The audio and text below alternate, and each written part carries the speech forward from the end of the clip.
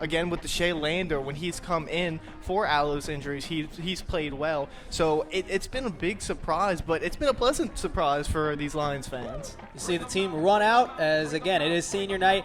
Abilene Christian comes in 2-8, 2-6 in the conference, as we are moments away from the coin flip, as a few of the seniors who Southeastern will be honoring here tonight. You got Justin Allo, of course, Deshae Landor, but really the emerging star this year has been Brandon Acker, a senior transfer from EMCC, East Mississippi Community College. Yeah, he's been a big surprise this year, like you said. He had a lot of drops last year. He's corrected that, not as many drops this year. But the biggest contribution he's made to the team is that he has become their best deep threat. I mean, he scores on all these big plays. When you're down there on the field, when it's 3rd and 10, and the Lions need a big pickup, you know that they're going to go to Acker. Now, Juwan Dickey, the transfer, he's been the leading receiver, and he's been having a good season too. But they love going to Acker deep, anywhere over the middle, anywhere in the field. They love going to him on the end zone. They had a couple of times where he caught the ball. He was just 1 yard short.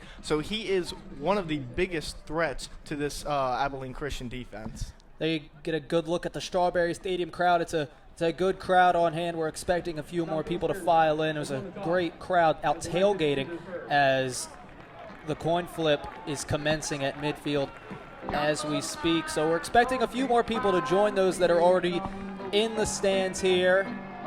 And there you see the captains tonight, Justin Allo, Jawan Rogers, as well as Anthony Murphy Jr. And the one captain that I was able to see before Abilene ran off the field, Josh Bloom, number 9. Keep an eye out for him tonight at home, folks. 6 career blocked extra points or field goals in his career. That's his specialty, and he is going to be a major factor in the trenches tonight for Abilene Christian. Yeah, he makes gigantic plays, but also what's gigantic about him is his frame. John, 6'2", 315. I mean, when you first look at the guy, you think to yourself, is that a human being? I mean, the dude is a monster, but you're right that size, it's great for those blocked field goals, but he's also got monster strength. That means his arms are like tree trunks. So having that right there in the defensive line, it's great getting that push that they need. They're going to go look at Anthony Murphy, as well as a few members of the Southeastern defense who are looking to wreak havoc tonight against Abilene Christian. Looks like Southeastern is going to receive to begin the ball game. Well, it doesn't surprise me, John. They want to get the Shea out on the field. They want to get their offensive going. ACU does not have a great defense this year, so they want to try and get the Shea running the ball. I want to see them run the ball with Julius Marcelin, though. ACU, they need to bring pressure if they want to stop this Lions offense. And just 8 sacks on the season, they are last in the Southland Conference. So they could really make a big impact if they can come out here and stop them on the very first drive. It will be Southeastern kicking it off to begin the ball game, as there you get another good look at this senior night crowd. The last time these folks will be able to see Southeastern in action at home in Strawberry Stadium in 2016. They travel to Thibodaux to take on Nichols the following week, and if they win both of those games, both of the games remaining, tonight and at Nichols, then we'll see. It'll be an at-large selection if they get one in the FCS playoffs, but it's about taking care of business tonight. There you see, 8 seconds away from kickoff, Dylan Burkhardt will kick it off to begin the ball game. The 5'9", 165-pound junior from Dodge City, Kansas. 15 minutes on the clock. It is football time from Hammond, America. Southeastern, Abilene Christian, senior night is underway. This will be fielded a few yards deep and kneel down. And that is where Abilene Christian will begin their first drive of the game, as we see Dallas Seeley for the first time, the sophomore quarterback for Abilene Christian. Yeah, Dallas Seeley, a really special player. Coach Ken Collins gushed about him when we talked to him. The kid can do everything. He can move out of the pocket. He can make all the throws. But you know he's got to be something special. I mean, he beat out last year's starter, Parker McKenzie, to come in. He's just a sophomore, so he's still developing. They'll have 2 more seasons with the kid. So it's going to be real interesting to see what his future holds. Seeley lines up with DeAndre Brown in the backfield. 4 wide set to begin the ball game for ACU.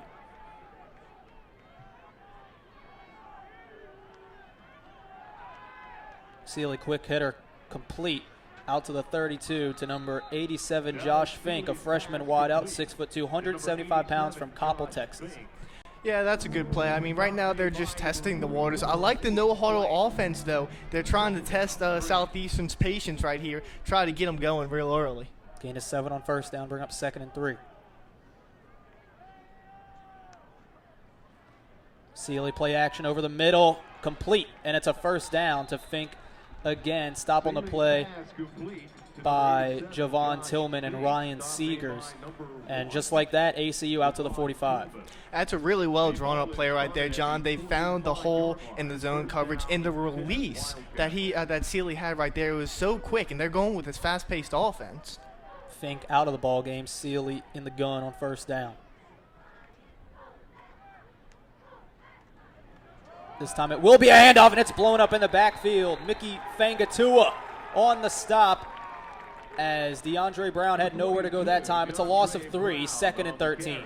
Well, we've seen that's one of Coach Roberts' specialties right there, having that defensive line strength, just penetrate that offense like that, get to the running back, a nice change of pace for that Lions defense. They stop ACU's momentum there, which is big. They're not going as quick. They've got in their minds that, hey, they can't just go right down on field on these guys.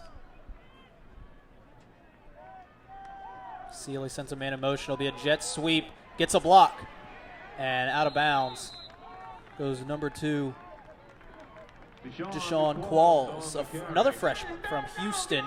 And it'll be 3rd down, the first 3rd down that Southeastern's defense will face. It's 3rd and 6 from the ACU 49. You know, that was a real interesting call from the Wildcats right there. Reverses are always slow developing plays, and on 2nd and 13 like that, it was risky. But picking up 5 yards, this is a lot more makeable of a 3rd down play. Trips out to the right, one receiver near side. Sealy, quick hitter, complete, first down right at the sticks to number 4, Vasquez Haynes, a transfer from Hawaii, one of the seniors playing in his final ball game for ACU. Coach Collins had a lot of things to say about him and the rest of his seniors when we talked on him on the phone earlier this week. Well, I'll say the Wildcats are one of the better teams in the Southland Conference. 43 in terms of converting on 3rd down, 43% made of their 3rd downs this year, John. Sealy, play action over the middle, and that should have been a flag. It looked like Tillman got there early, but no flag called as the pass was intended for Qualls. And it'll bring up 2nd and 10, Tillman on the coverage. You know, they're really testing this defense, pass defense. They are the 2nd best ranked pass defense in the Southland Conference, but so far just one run. We know that ACU likes to pass, and Dallas Sealy is a really good quarterback. Dangerous play right there, could have been picked off. A nice job by Tillman hitting that quick release and getting to the ball. 2nd and 10. Sealy sends Brown in motion. Sealy, straight drop. Rolling, and it's too high for Brown out of the backfield, and it will bring up 3rd and 10. That was really good coverage by the Lions right there, and you see why they have such a good pass defense. They overloaded the middle, dropped back into zone, dropped their linebackers back, let their defensive linemen try to put pressure there, and they had the receiver right there get open at the last second, but it was too hard of a pass to make, so really good job to see the Lions try to step down right here. 3rd and 10 from the Southeastern 44.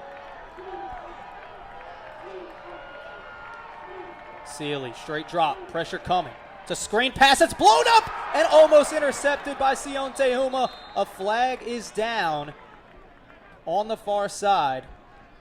John, talk about Siona Tehuma, one of the best pass rushers for the Lions tonight. A great play. They sent everyone right there. Real risky play, but it worked out for them. So the referees meeting up just inside the 45.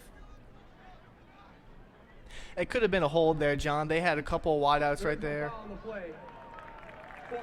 So they wave off the flag, and it'll be 4th down as Southeastern will get off the field. And it would appear ACU will send on the punt unit, and they will. Well, that's a really good stop for the Lions. They showed that they're not going to be pushed around. They're not going to let that fast-paced offense bother them too much. So a really good series for the defense. But ACU went out there and they played well in the first possession of the game. So we're going to see more from them. Dallas Sealy, he's poised to have a good game. Torrance Mosley back deep, standing inside his own 10 for Southeastern.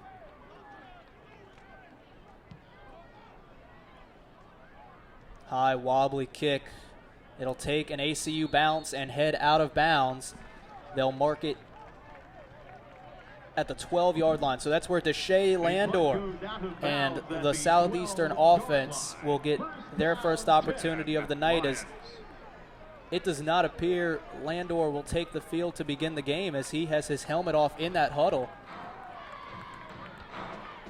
Wow, really big surprise there. They're going to send Allo out there. Justin Allo, the senior from Carson, California, the transfer from Mount San Antonio College and the University of Hawaii, will get the start at quarterback after missing last week with that shoulder injury that's been nagging him throughout the middle portion of the schedule. It's first down from the 12.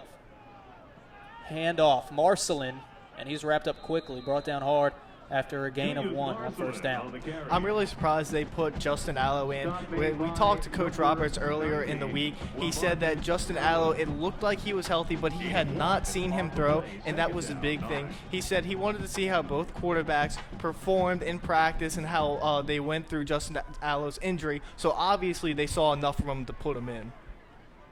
Allo on second down. Play action. Screen pass caught. J.J. Connor.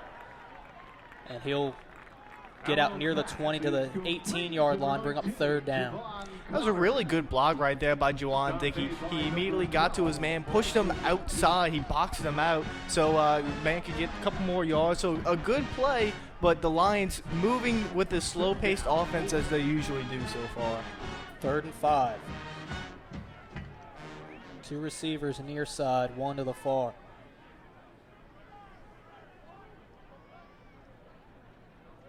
Looks like they're going to bring a little bit of pressure here. Allo. Throw over the middle, and it's caught. Jawan Rogers out past the 35 for a first down. Yeah, it was a nice job by Justin Allo. He saw that they were in zone right there in the middle of the field. The linebackers had dropped back, so he quickly hit Rogers right there for the first down. So first down at the 37. Connor in motion. And it'll be a false start called on Jawan Dickey. Oh, it's always tricky when you've got some movement there, John. The referees are always vigilant, always looking for something. So one little mistake like that can set you back. And now 1st and 15, the Lions aren't known this season for going for big plays on first down. They only go for big plays when they're backed into a corner. So I expect them to run the ball here, but it's going to be a lot harder for them to pick up the first down because of a simple penalty like that.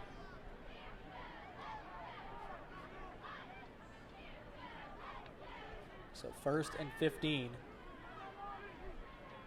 with 5 on the play clock. Marcelin stood up and will get back to the line, maybe got a yard. Good stop there by number 90, LaMarcus Allen, the junior from Prosper, Texas. Well, the Wildcats did a really good job there closing that hole. It was there for a split second, and that's the knock on Julius Marcelin. Although he is powerful, he does not have that quick acceleration, and as a starting running back, you got to be able to hit that hole quickly.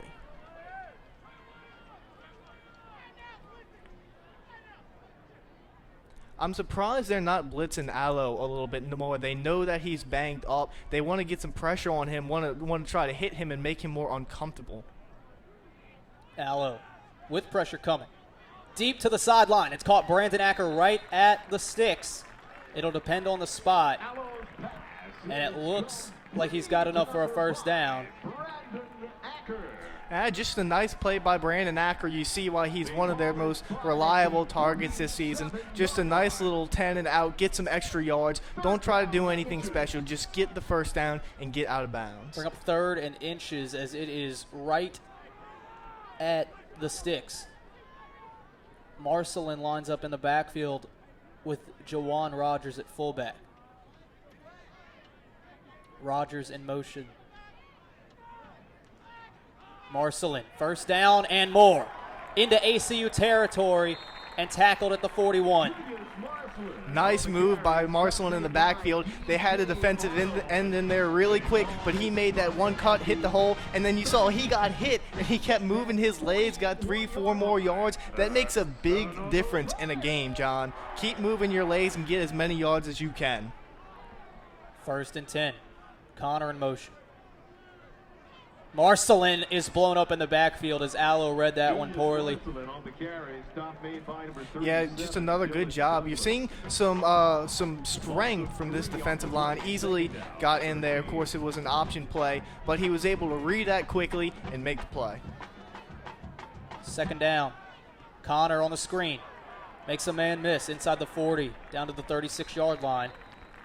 Bring up 3rd down. Rogers set up a good block there. He almost lost it. It would have been a big loss, 3 or 4 yards. It would be a much harder 3rd down to pick up. But nice moves right there by Connor, making some moves and getting 3 or 4 more yards. 3rd down. It's a pitch to Marcelin. Cuts it up, and he will have another 1st down as he needed 5. He got 7. And it is another Lion 1st down. Julius Marcelin, we talked about how big a factor he would be, and he's getting a lot of carries on this first drive. Yeah, well, I'm not surprised that they're going to keep giving him the ball. Like I said, usually they go running back by committee, but as great of a game as he had last week, John, they want to feed the beast, and they're going to let him run all over this defense. So 1st and 10 is Southeastern in field goal range at the 29. They could send Acker deep here, John. On a 1st and 10, why not give him a shot? Allo drops. He's going to look to Rogers out of the backfield. 10, 5, hurdles a man to the end zone. Touchdown, Southeastern. Man, what a great play by Rogers. A really athletic play for a fullback. He got wide open. The defense didn't even see him. And once he hit that sideline, he put on the Jets, going over the man, looking like Reggie Bush, a fullback, making a play like that into the end zone. So a really nice drive by the Lions there, moving the ball, converting on a couple of 3rd downs, and getting a big touchdown play like that. 30 yards. Jawan Rogers from Justin Allo, as the PAT unit on the field. Jonathan Tatum, the kicker. Jake Ingraffia, the holder. Tatum's extra point is up, and it is good. 7:32 to go first quarter. Southeastern strikes first. The score now, Southeastern 7, Abilene Christian nothing. We'll be right back. You're watching Southeastern football right here on the Southeastern channel.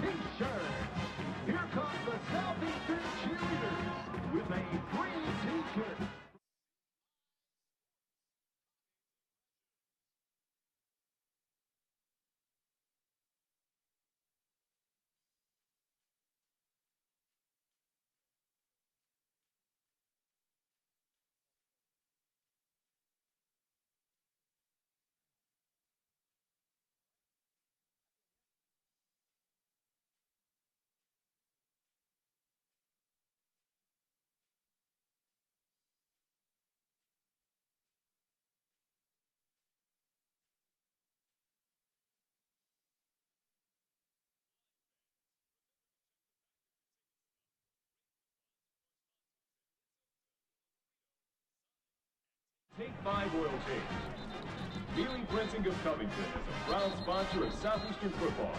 Mealy Printing is one of the largest commercial printing companies in the New Orleans, Baton Rouge metro areas. Currently celebrating I still can't. I can like barely hear myself still. Mealy Printing offers both digital and offset printing. At Mealy Printing, Yes, sir. our vision is our customers' total satisfaction. I can hear him, but I can't hear me. Meeting their expectations through technology and printing services. Remember, our philosophy is the answer is yes. No, so what's wait. the question? For more information Okay, yeah, you can roll it. It's fine. Visit mealyprinting.com or visit them at 619 North Tyler Street in All right. Covington. All right, Lion fans, let's line up. For the team, Dylan Burkhardt to kick off for the Lions. Number 2, Sean Wall. 7-0 Southeastern leads Abilene Christian. as Justin Allo finds Jawan Rogers a 30-yard touchdown. 7-0 Southeastern leads as the kickoff is returned by ECU out past the 25 to the 27 as Southeastern 7-0 lead, a good first drive for the Lions. Yeah, well, on that last play, I was really surprised how open Jawan Rogers was. A really athletic play, but they should have linebackers in that zone coverage that are there. It must have been a miscommunication there, but to leave a man like that so wide open, regardless of his position, it's just dangerous. And you saw right there that they were able to score. So Sealy and the ACU offense takes the field for the second time, as it was a 24-yard return from Qualls on the kickoff. 1st and 10. Sealy will keep it himself. Southeastern bit on the fake, but good contain on the corner by Ryan Seegers to push Sealy out of bounds after a gain of just 3.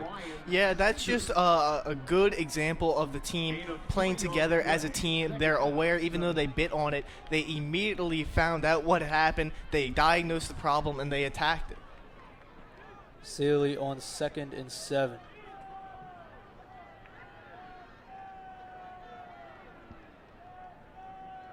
$13 on the play clock.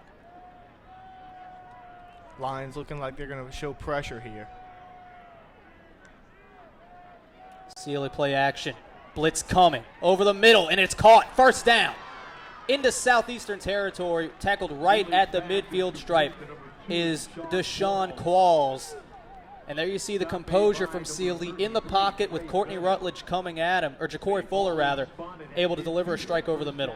Yeah, Sealy is just such a good quarterback. We keep raving about him. A great play by the receiver, though. A short guy, just 5'9", but he's really speedy. And you saw how high he went up there and got that pass. That's a nice job by Falls. A gain of 20.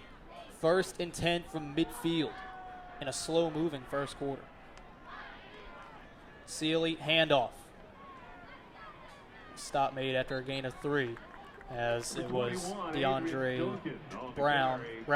Adrian Duncan, a senior who was a former walk-on for this Abilene Christian team, leads the team in rushing coming into tonight's game, playing his final game for Abilene Christian. Well, we know the Wildcats don't run the ball too much, just 3 run plays in these 2 possessions, but when they do, they can get some separation, make a nice play. Screen pass, and it's set up beautifully. 40.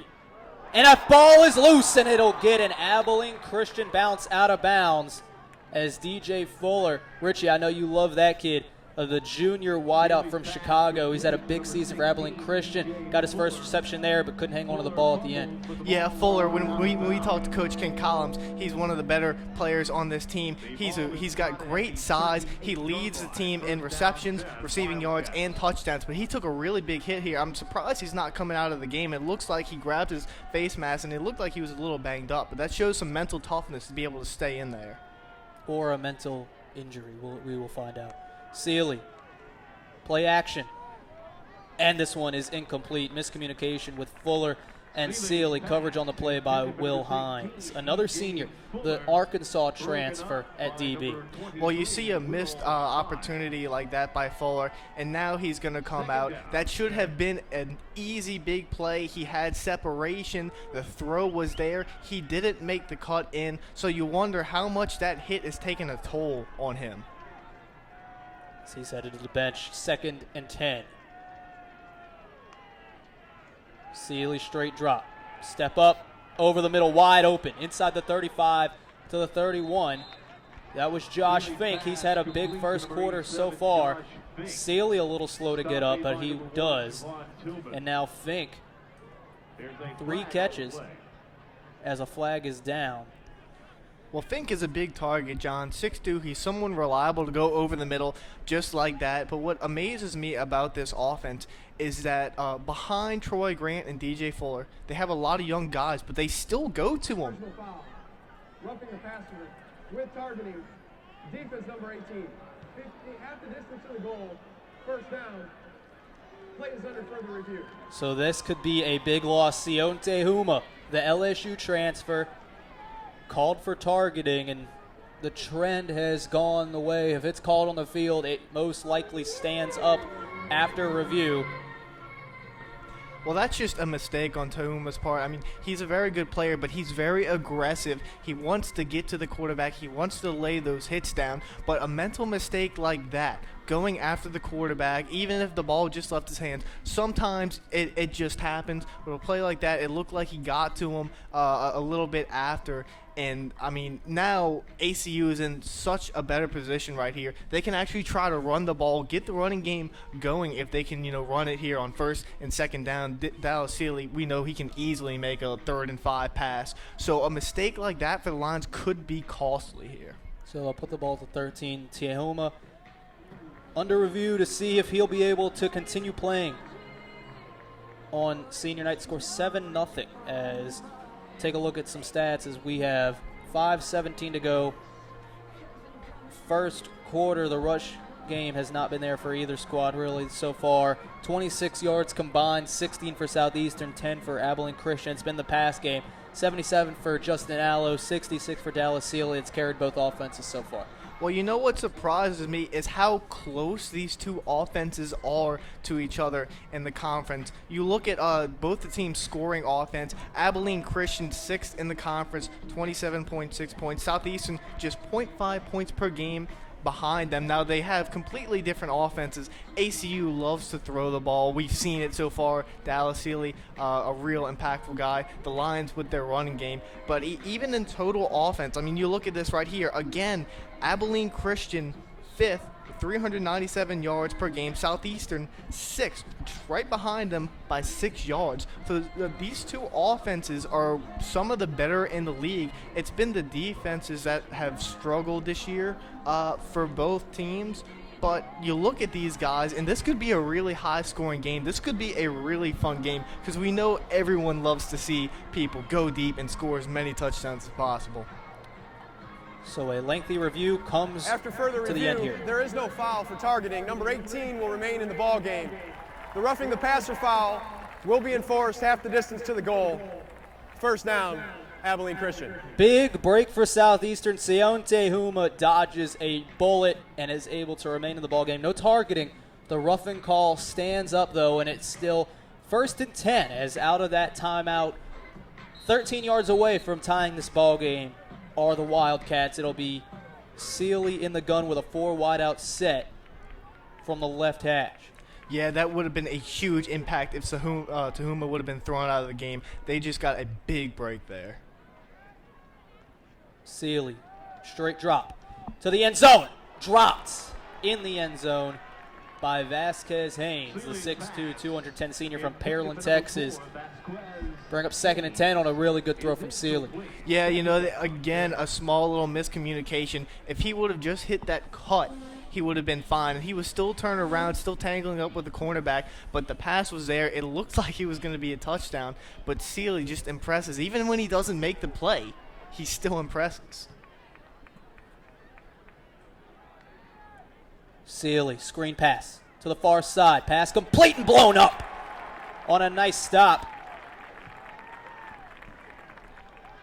That was number 7, Torrance Mosley, as the pass was complete. Well, I'll tell you, this secondary has been a lot tougher this year. Now, we've seen both teams running a lot of wide receiver screens, but that time they cut it down quick. They got off the block, and he just attacked that ball. That's what Roberts teaches his team to do. You attack that ball no matter where you are on the field, and it worked out for him. Pass was complete to Kalen Sadler, the high school teammate of Dallas Sealy. 3rd down, going end zone, miscommunication, and Sealy lucky that one wasn't picked off by Javon Tillman, but the Southeastern defense bends and doesn't break, and now Abilene Christian will send on their field goal unit, looking to get their first points on the board with 4:14 to go first quarter. Well, the Wildcats are actually one of the better teams scoring in the red zone. They have scored 93% of the time that they've been down there this year. But what worries me about that Wildcat offense, again, talking about those young receivers other than Grant and Fuller, we've seen a couple of miscommunications there, and that's hurt them. 2 plays where they could have scored and they lost it. Nick Groh, a 30-yard attempt is up, and it is good. So Abilene Christian gets on the board, but Southeastern still with the lead. 4:11 to go first quarter. It's Southeastern 7, Abilene Christian 3 right here on the Southeastern Channel. Hey, Lion fans, be a Bud Light good sport.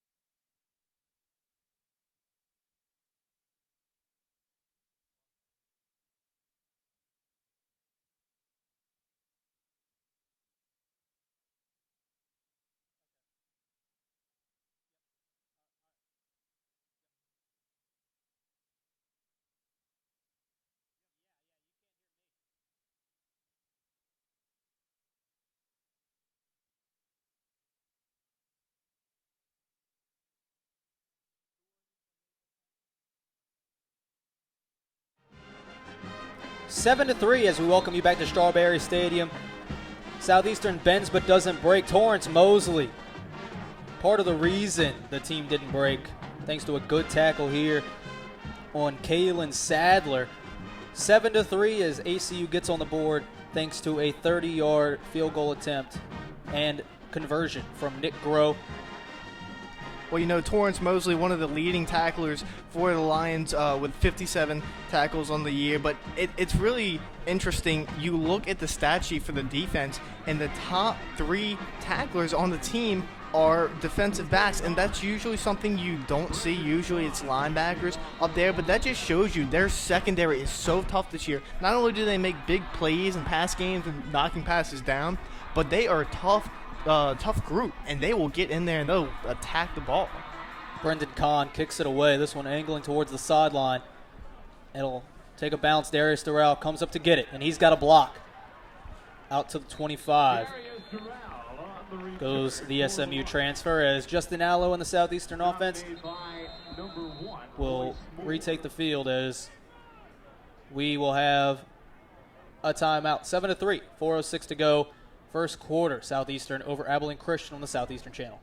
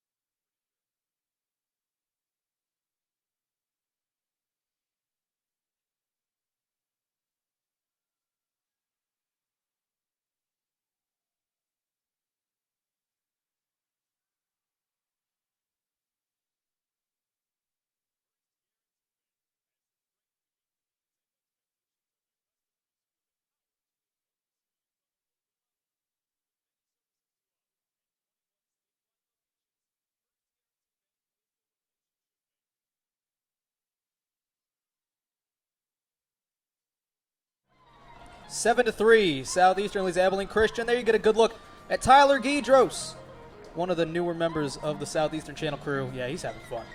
Out in that scissor lift camera in the end zone, getting some excellent shots for us. 7 to 3, as Southeastern will take over, looking to build on this early 7 to 3 lead. 4:06 to go. First quarter. Justin Allo in the gun with Julius Marcelin behind him. You know, it's been interesting so far. I want to see what the Lions do on offense. I think that they should feed Julius, but with that lapse in coverage, they may want to give Allo more opportunities to throw. Marcelin on first down, up the middle. Powerful run out to the 32-yard line. It's a gain of 7 on first down. 6, rather. 2nd and 4. You see how good he is at staying on his feet. He got tripped up there. You saw his leg flop into the air, but he didn't fall down. He kept himself going, and again, he gets hit and keeps moving, and that's really a rare commodity when you can get a running back that can just keep getting that extra yardage after he gets hit. 2nd and 4. Allo with 12 on the play clock.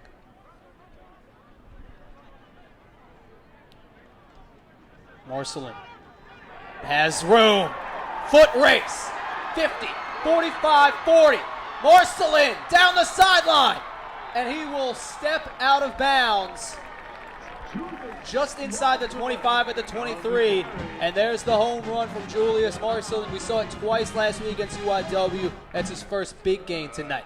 Oh, man, can this guy run. I mean, he looks like a freight train coming at you. I could only imagine what's got to be in those defenders' heads. But a really good job right there. Again, he's not the fastest guy, but you did see some nice acceleration off the edge there. Once he made that one cut, he saw the hole, he made it, he hit that, and then right there when he ran out of bounds, it shows the physical player he is. Even though he went out of bounds, he still went out of his way to hit the linebacker.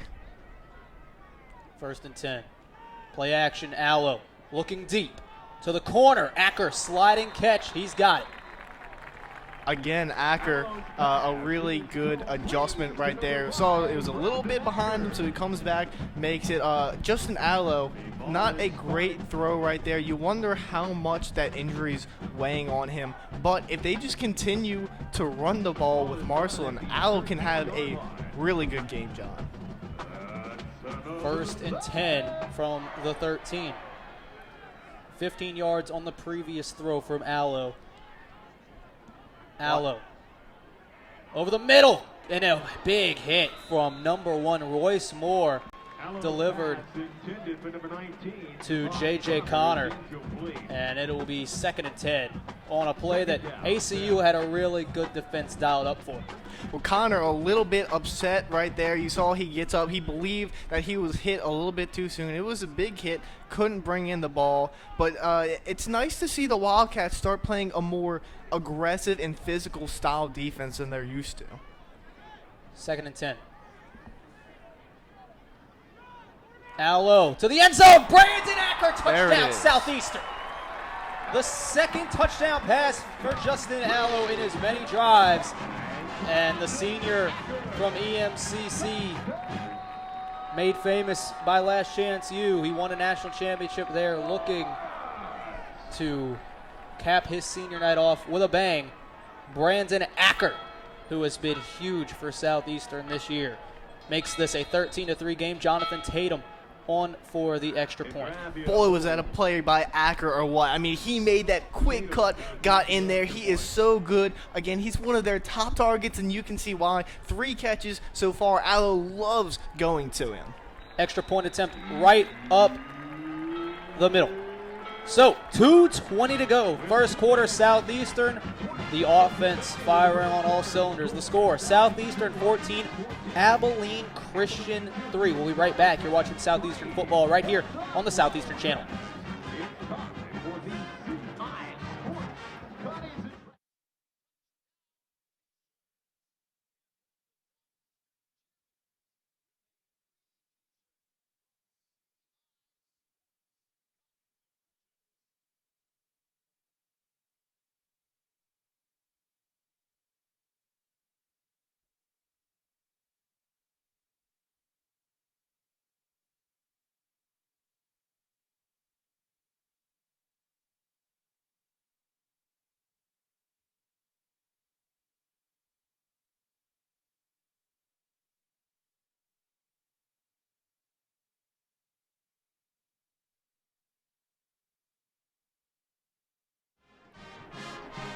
There you see some of the people who don't get enough credit. It's the offensive line guiding their team down the field. Southeastern up 14-3 as we'll take another look at that Justin Allo touchdown pass to Brandon Acker from 13 yards out.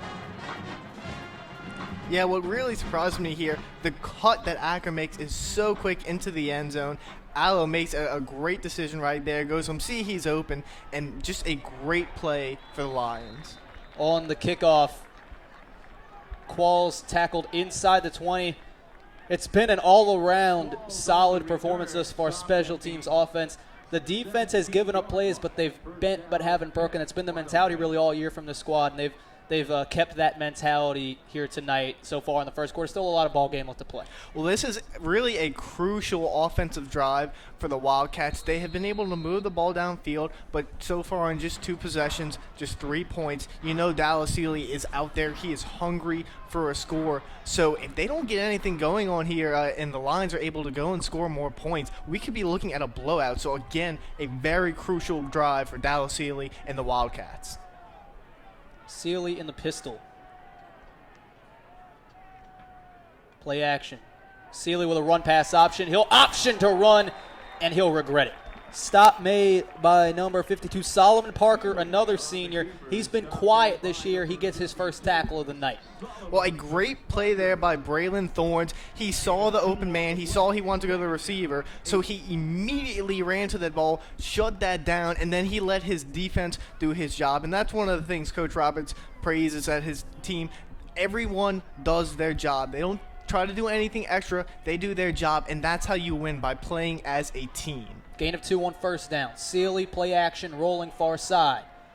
Dumps it off, breaking a tackle, and it'll be a few yards shy as number 10, Jake Giannone, makes the stop on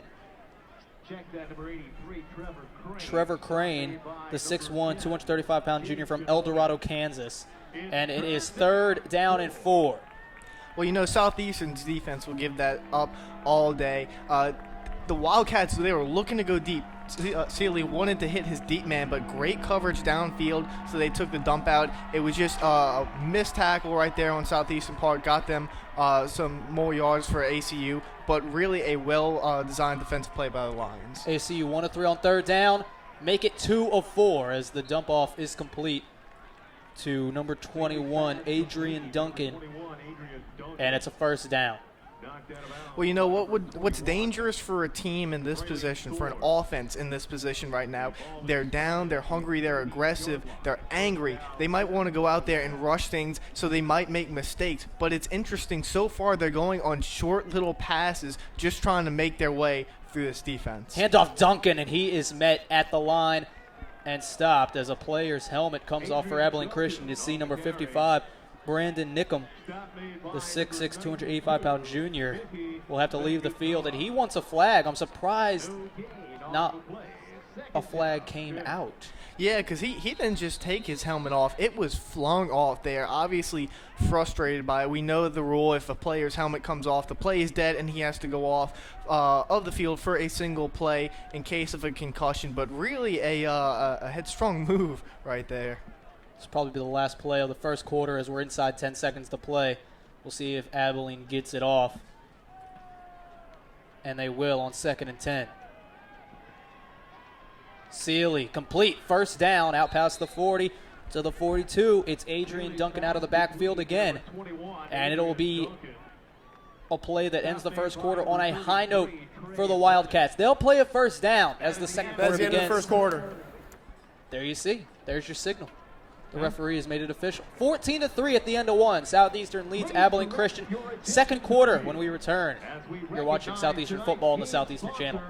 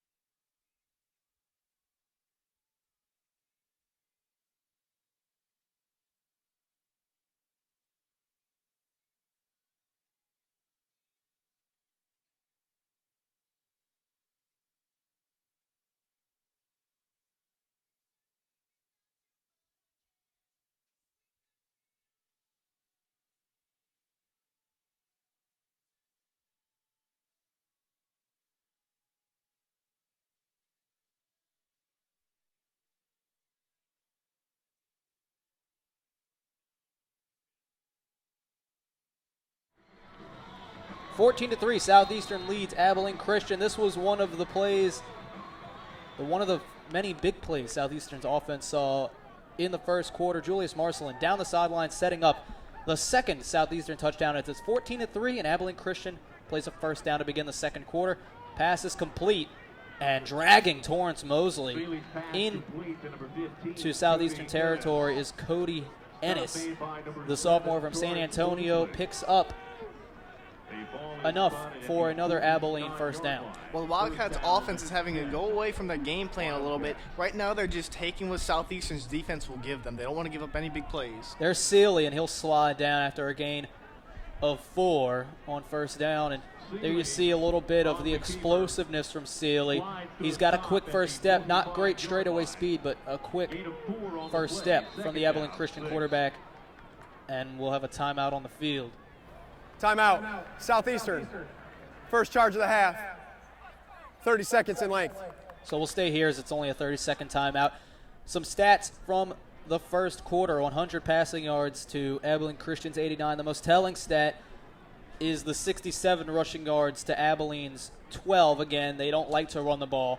And we talked about it with Coach Collins during the week, is his game plan was going to be those short passes. That's where he felt he would have the best success, the most success against Southeastern with these defensive backs being so good in deep coverages. We're going to get a look at Trevor Van Pran here. There he is. He's up on the 5th floor. I hope he's not scared of heights, Richie. He looks like he's having a fun time up there under a nice cool tent. There he goes. Line up. Hey, Line up, give Trevor. some dance moves, Trev. Out on the replay cam. He's been giving us our replays so far here tonight, doing a great job of it. So 2nd and 6 out of the timeout. Abilene Christian with Dallas Sealy in the gun, 4 wide set.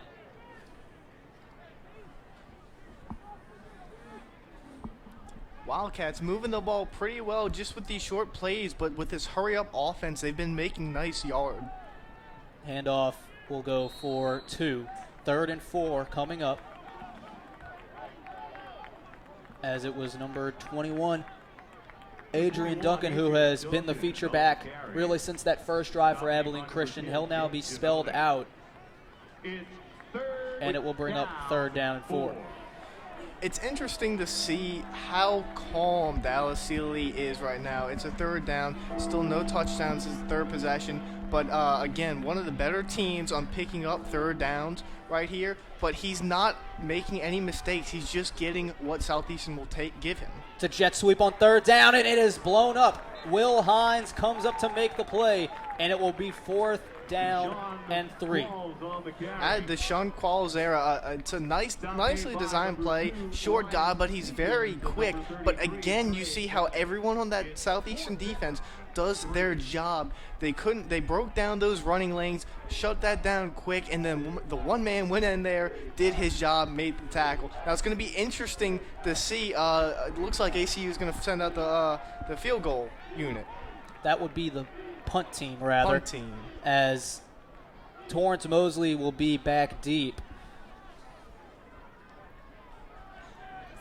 First punt got inside the 20 down to the 13 as a flag will fly. Southeastern may have had too many men on the field. We'll see what the call is. Delay a game. Offense.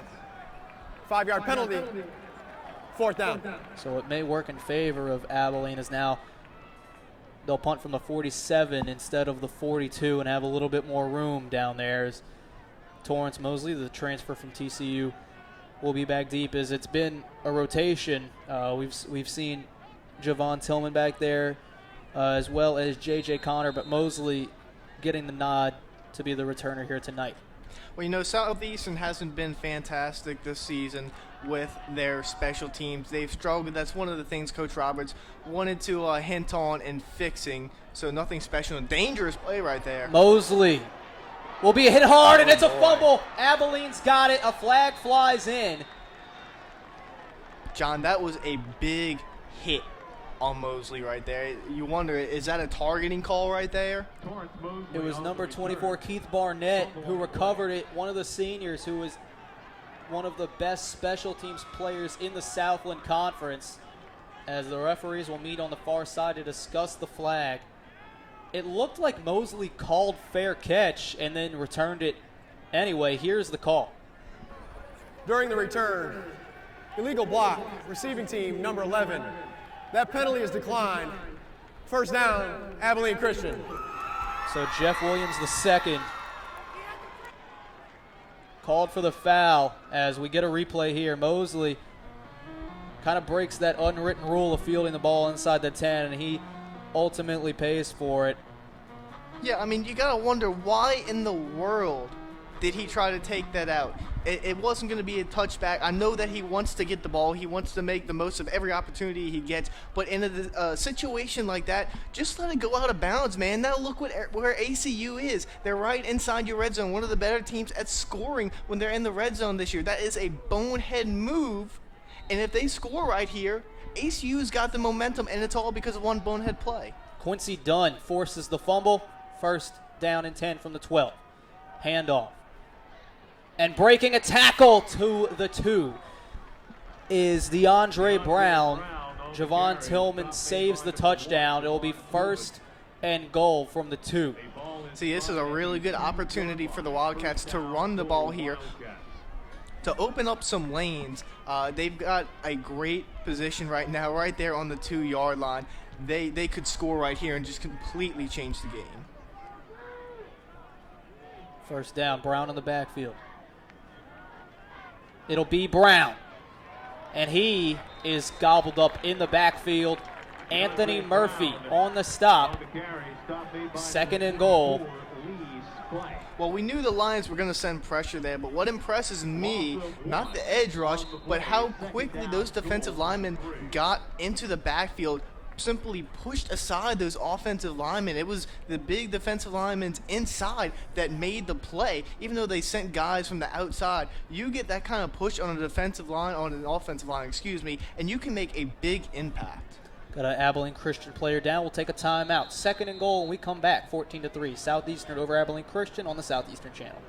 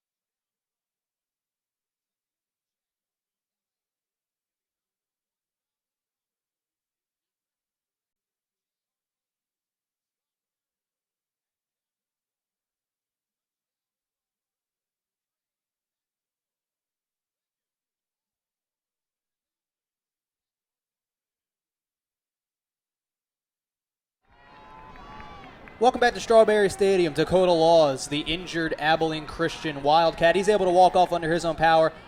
Get a good look at the cheerleaders here on senior night. Second and goal from the 3 for Abilene Christian, looking to get into the end zone for the first time tonight. And for the first time tonight, Dallas Sealy will line up under center. Now, if I'm the Lions defense, I'm being very careful, watching for a play-action rollout by Dallas Sealy. He can either run it into the end zone or throw it out. This is a halfback pass back to Sealy. One man to beat, and he'll beat him to the end zone. Touchdown, Abilene Christian. Touchdown, Dallas Sealy. DeAndre Brown on the halfback pass. He was able to throw a halfback pass for a 2-point conversion last week against Northwestern State. This time, he'll get 6 instead of 2, and we have a 5-point ball game, 4-point ball game, barring the extra point. And just like that, it's really a brand new ball game. Man, what a well-designed play right there. You got to be really brave to try a play like that on 3rd and goal when you need a touchdown. There's so many other more traditional ways, but that completely caught the Lions off guard, who are usually used to making those plays. But you're absolutely right. Because of that one move, now ACU has scored. They have all the momentum here. And although the Lions offense has been doing better, that is huge. The Wildcats are right back in this game. Nick Groh, extra point up and good. 11:48 to go. Second quarter. Southeastern 14, Abilene Christian 10 on the Southeastern channel. Christian Wildcats 10.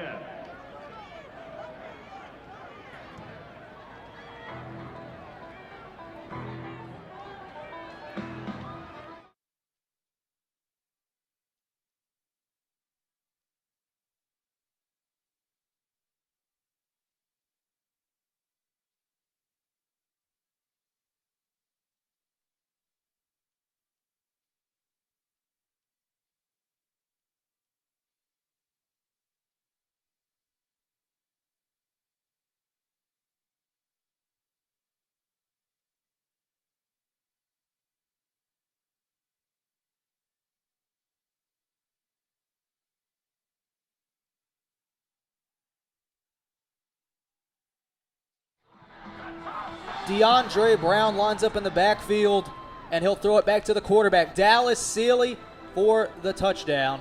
14-10 as Abilene Christian cuts into the Southeastern lead. Darius Doral back deep to receive the kickoff. Sealy's first career receiving touchdown.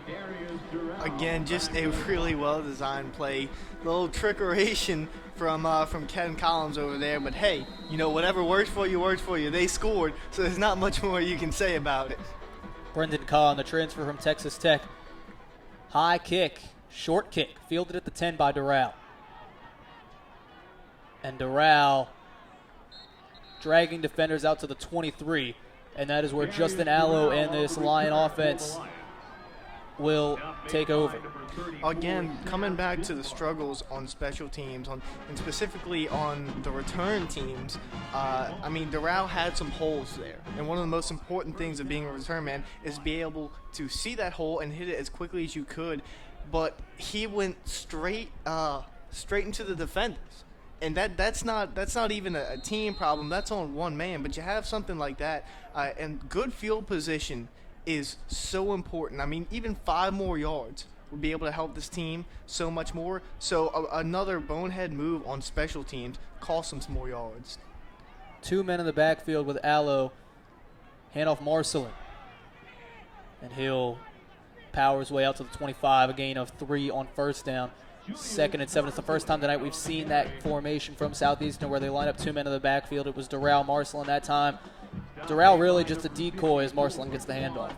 Yeah, I don't think there's any doubt who's going to get the brunt of the handoffs here. But what surprised me from this Lions offense, we have not seen much of Juwan Dickey at all. He hasn't even had a single target. He made a nice block early in the game, but no single target for Juwan Dickey. 10 on the play clock as Allo looks to the sideline.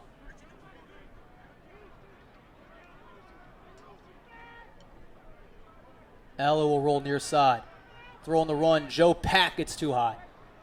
Poor throw from Allo. Bring up 3rd and 7. Really the first time Allo has just missed a throw. It's been a rare thing to say this entire season as he's been extremely accurate with the football.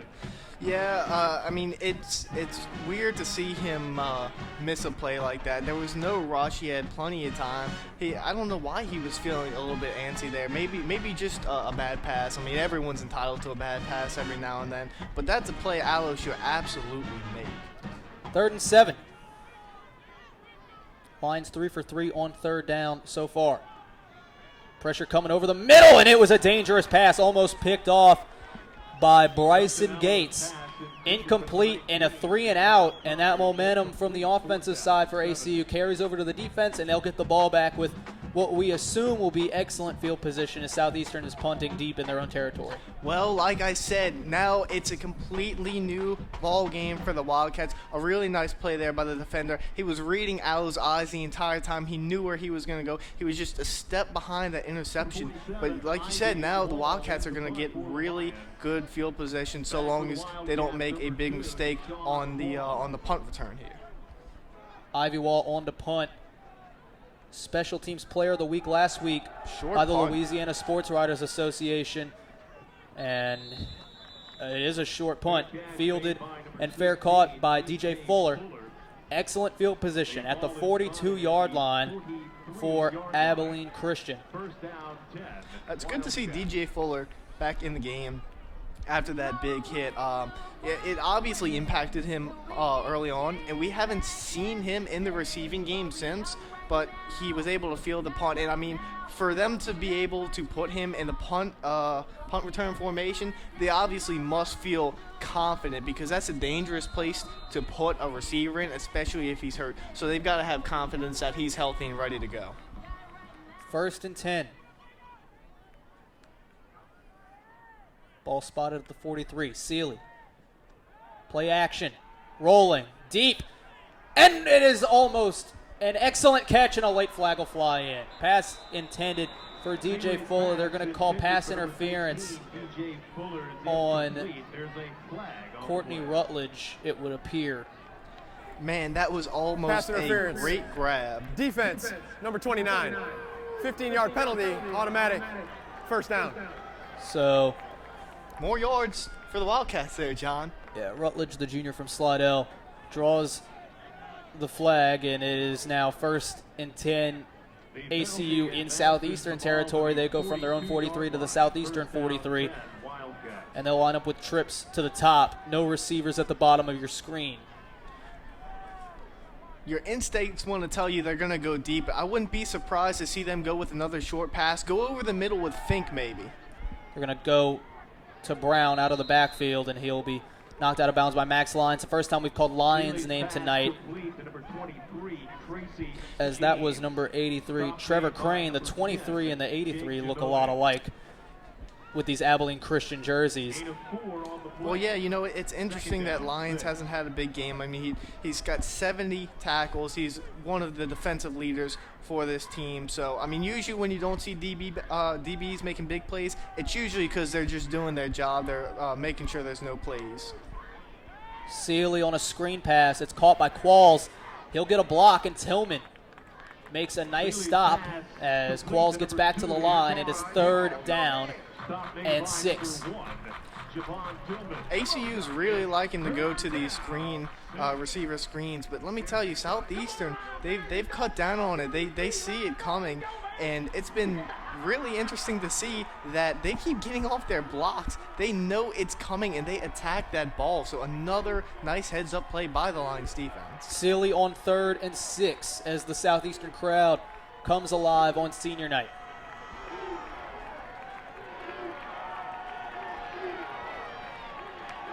Sealy, pressure coming, stepping up and taking off. 1st down and more, sliding to the 25. It's a 1st down. They'll spot it at the 26.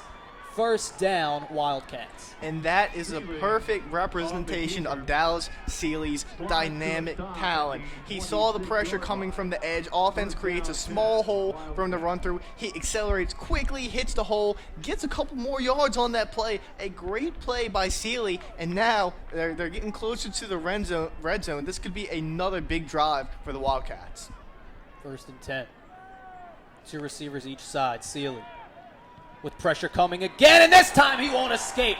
Jake Gioni on the sack. It looked like he was going to get out of there, able to evade those 2 defenders, but man, he came out of nowhere, laid down that hit. A really good play by the Lions defense, and they needed it after giving up a big run on the last play. That's a confidence booster. After you make a big mistake like that, be able to come back, say, all right, guys, we've got this, and make a stop. Loss of 5 on 1st down, 2nd and 15. Seal to the outside. Sliding catch is complete back to the original line of scrimmage. number 87, Josh Fink. He's been the most targeted receiver for Abilene Christian in the first half. He gets another target there, a gain of 5, and it's 3rd down and 10. Well, what's really cool about this offense is that we know they like to pass a lot, but they have had 9 different players catch the ball. One of them, the quarterback, Dallas Sealy, but they spread the ball around so much. That's why they're so hard to stop with their passing game. You never know who it's going to go to. 3rd and 10. Play action. Sealy in trouble. Dumps it off, and it is juggled and dropped by Tracy James. Looked for a say-hey moment that time. It'll be 4th and 10 as ACU sends on the punt unit for a 43-yard field goal attempt by Nick Groh.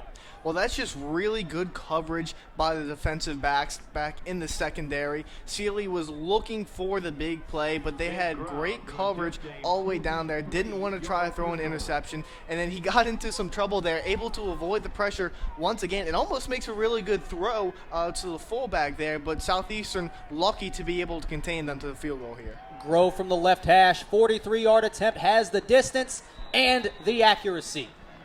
Abilene Christian cuts the lead down to 1 with 7:25 to go before halftime. The score is now Southeastern 14, Abilene Christian 13, thanks to the field goal from Nick Groh. 14-13, you're watching Southeastern football on the Southeastern Channel. Game day brings out the best in all of us. Leadership, teamwork, tradition, spirit. At Regions, every day is game day. Regions.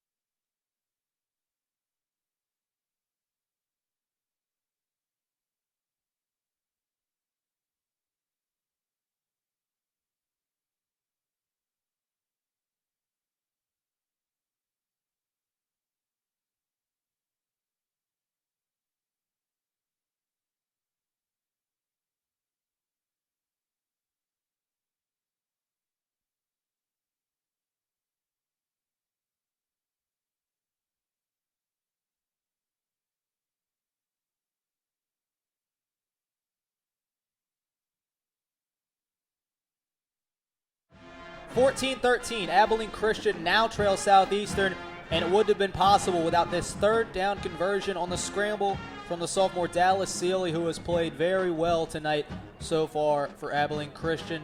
And Nick Groh nails a 43-yard field goal to make the score 14-13. Southeastern, as you get a good look at Coach Ron Roberts, looking for another winning season as he's took over this program 5 years ago and has turned them into one of the powers of the Southland Conference. Here on senior night, 7:25 to go before halftime, 14-13. Southeastern leading Abilene Christian. The Abilene Christian Wildcats, while Southeastern was able to lock up another winning record in conference, they will finally, and Coach Collins was very excited about this, finally be able to compete for a conference championship next year. Well, but before this, they haven't had great seasons the last 2 years, but before that they were playing well, around 500 average.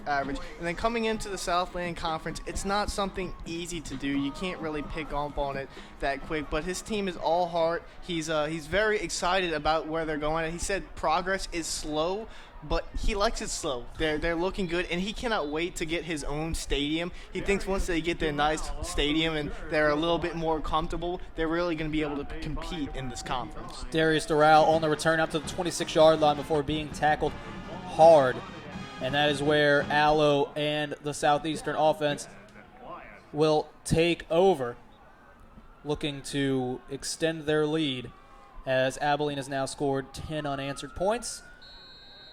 As we're down on the Southeastern sideline, Trevor Van Pran.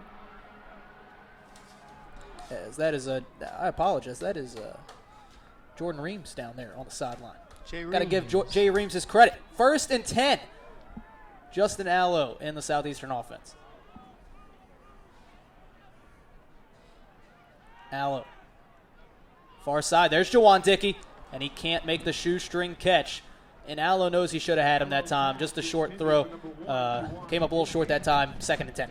You know, I'm really surprised that it took all the way late into the second quarter to try to get Juwan Dickey involved into this game. He is their leader in receptions and yards and tied for touchdowns with Brandon Acker. So, again, not a great pass by Allo. He's had a good night so far, but that's 2 bad passes on 2 straight drives. So you wonder, he can't be completely healthy, John.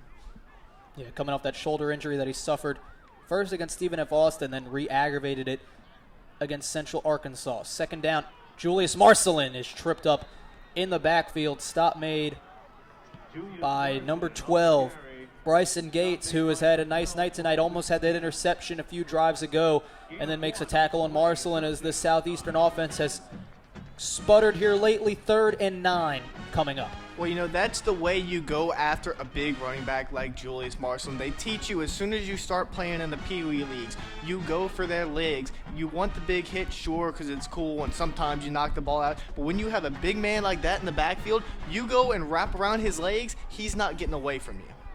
3rd and 9, 5 on the play clock. They'll get it off. Allo. Over the middle. Dickey, what a catch at the 45, 1st down. Dickey is just such a dynamic player. Look at him lay out there for that one. The pass, again, was a little off target, but Dickey making a big play for his team. They get another 1st down and some new life on this offense. They've got it rolling again for the first time in 3 offensive drives. 1st down at the 45. 3 wide. Allo with a straight drop. Looking deep. Dickey. Jump ball. Flag comes out. Pass interference is going to be called against DJ Arnold, the senior from Wichita Falls, Texas, as the ball was underthrown, but that led, it worked out in the favor of Southeastern as it led to the pass interference call. Well, real clear foul right there. I mean, you cannot tangle up with a receiver past 5 yards. You can't put your arms on him like that and a little bit of a push-off. The referees will call that every single time, but 3 There are 2 fouls on the play, both by the defense. Pass interference, defense number 31. That penalty is declined. Personal foul, roughing the passer, defense number 90. That penalty will be enforced 15 yards, automatic, 1st down. LaMarcus Allen, the defensive tackle from Prosper, Texas, did not prosper on that play. It's 15 free yards for Southeastern. They had a choice which 15 yards they were going to take. They took the roughing the passer call. Well, you know, it's nice to see them going after Juwan Dickey. I was bewildered why they had not been going to him. But you see right there, they're completely comfortable with giving him that deep shot, and it worked out for the Lions in that one. Dickey off the field on 1st and 10 from the ACU 40. Reverse play. Connor has a lot of room and needs a block, and he is unable to get it. You got to give credit to Cyrus Ekagwum. He tried to get out there, but the big man just didn't have enough speed to get that block, that lead block to spur J.J. Connor that time. Well, again, that's the problem with a slow developing play. You got to try to move your offensive linemen out there like that, and they are not meant to run. Now, they can make you those blocks, and they can go out there, they can pull, they can run a little bit, but he's not going to be able to keep up with a receiver. It was just too wide of a play for him to really make a good block out there. Gain of 5 on 1st down, 2nd and 5.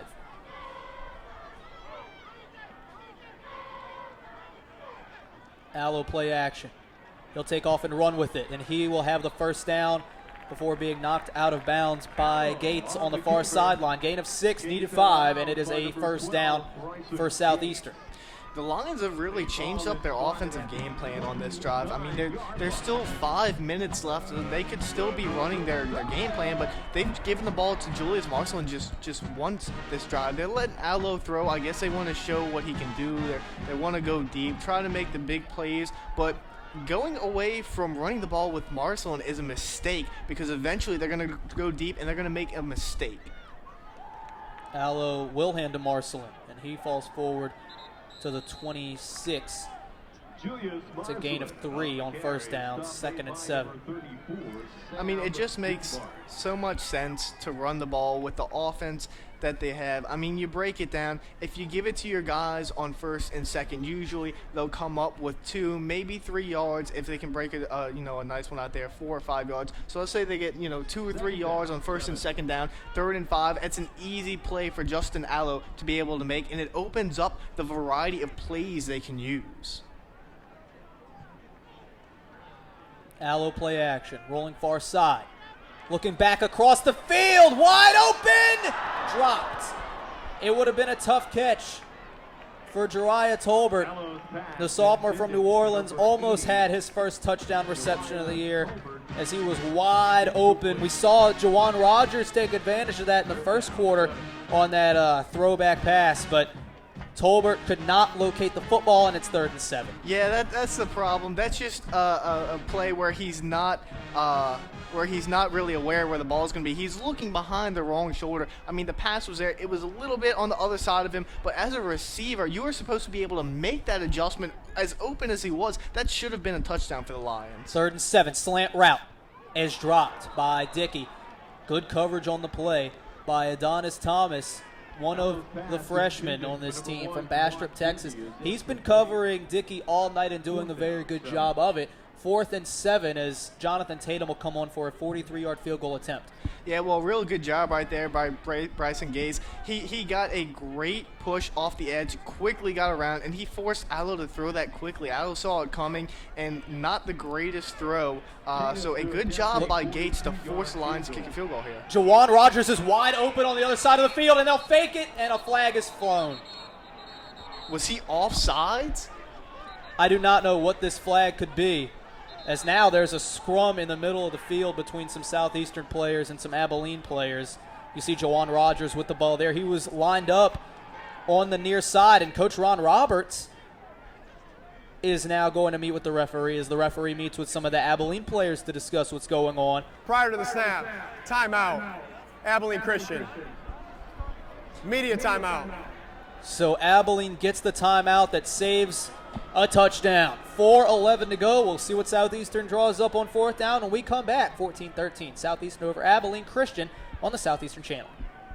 Lion fans, make sure to...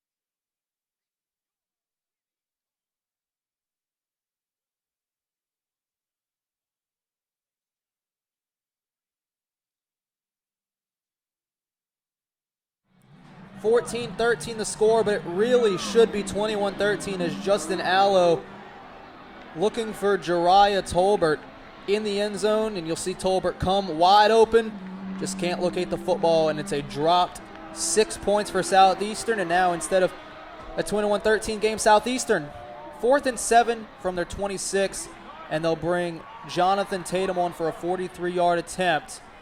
Following the fake that wasn't really, Richie, Abilene Christian gets the timeout called right before the ball is snapped, as Jawan Rogers would have had an easy touchdown. He would have walked in on the fake, but Jonathan Tatum will now attempt a 43-yarder from the right hash. John, that was just a heads-up play by the coaches. And this one's not even going to make it. Wow. I don't know if that one got blocked.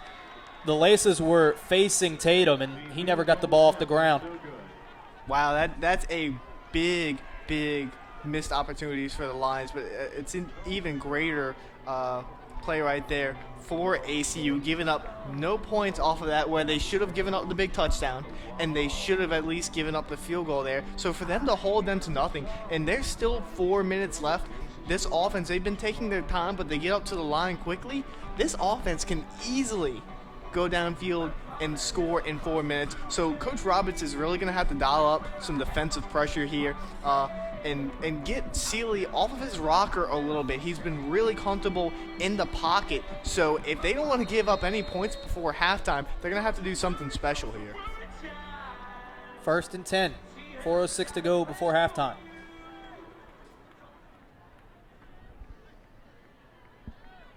Sealy getting the play from the sideline with 10 on the play clock. Handoff on 1st down. And bouncing it outside and up is Adrian Duncan. He'll get 2 yards, 2nd and 8. You know, that's just the coaches playing a little head game there with each other, trying to catch the Lions sleeping. They're obviously expecting a pass with 4 minutes left, but they have the time to run the ball. So not a bad play. They're just trying to see where Coach Roberts is at, and the defense made a nice play and picked it up. Didn't let one slip by them. Sealy to the outside. Pass complete. And breaking a tackle as a flag flies. A yard shy of the 1st down, Adrian Duncan. Flag is down in the backfield. Now, I got to wonder why Duncan didn't go out of bounds there. With 4 minutes left, they can use all the Personal time they foul, can get. roughing the passer. Defense number 48. 15 yards will be added to the end of the run. Automatic 1st down. So that'll be called against Anthony Murphy Jr., one of the seniors from Compton, California. Another roughing the passer call, John. It just seems like in this second quarter, the entire Lions team has just been off. They made a lot of mistakes with penalties and not being heads up. I mean, that hurts. So now 3 minutes left. They're already at the 50-yard line. Qualls in motion. It'll be a reverse. Coming back the other way. Murphy will drag the defender down. It was number 16, DJ Fuller, who got the reverse, and someone did not pick up Anthony Murphy. And Murphy blew the play up in the backfield, a loss of 9 on 1st down. Well, John, more than that, I mean, I'm sitting here scratching my head. Why do you make that play call? I understand you're trying to be tricky, but with 3 minutes left, you're at the 50-yard line. You try a wide receiver reverse. You know that you're going to lose yards right off the bat, and then if he can get around, he can get the edge. But why do you make a play like that? I mean, he just set his team back 9 yards. They have a lot longer of a field to go now with short time.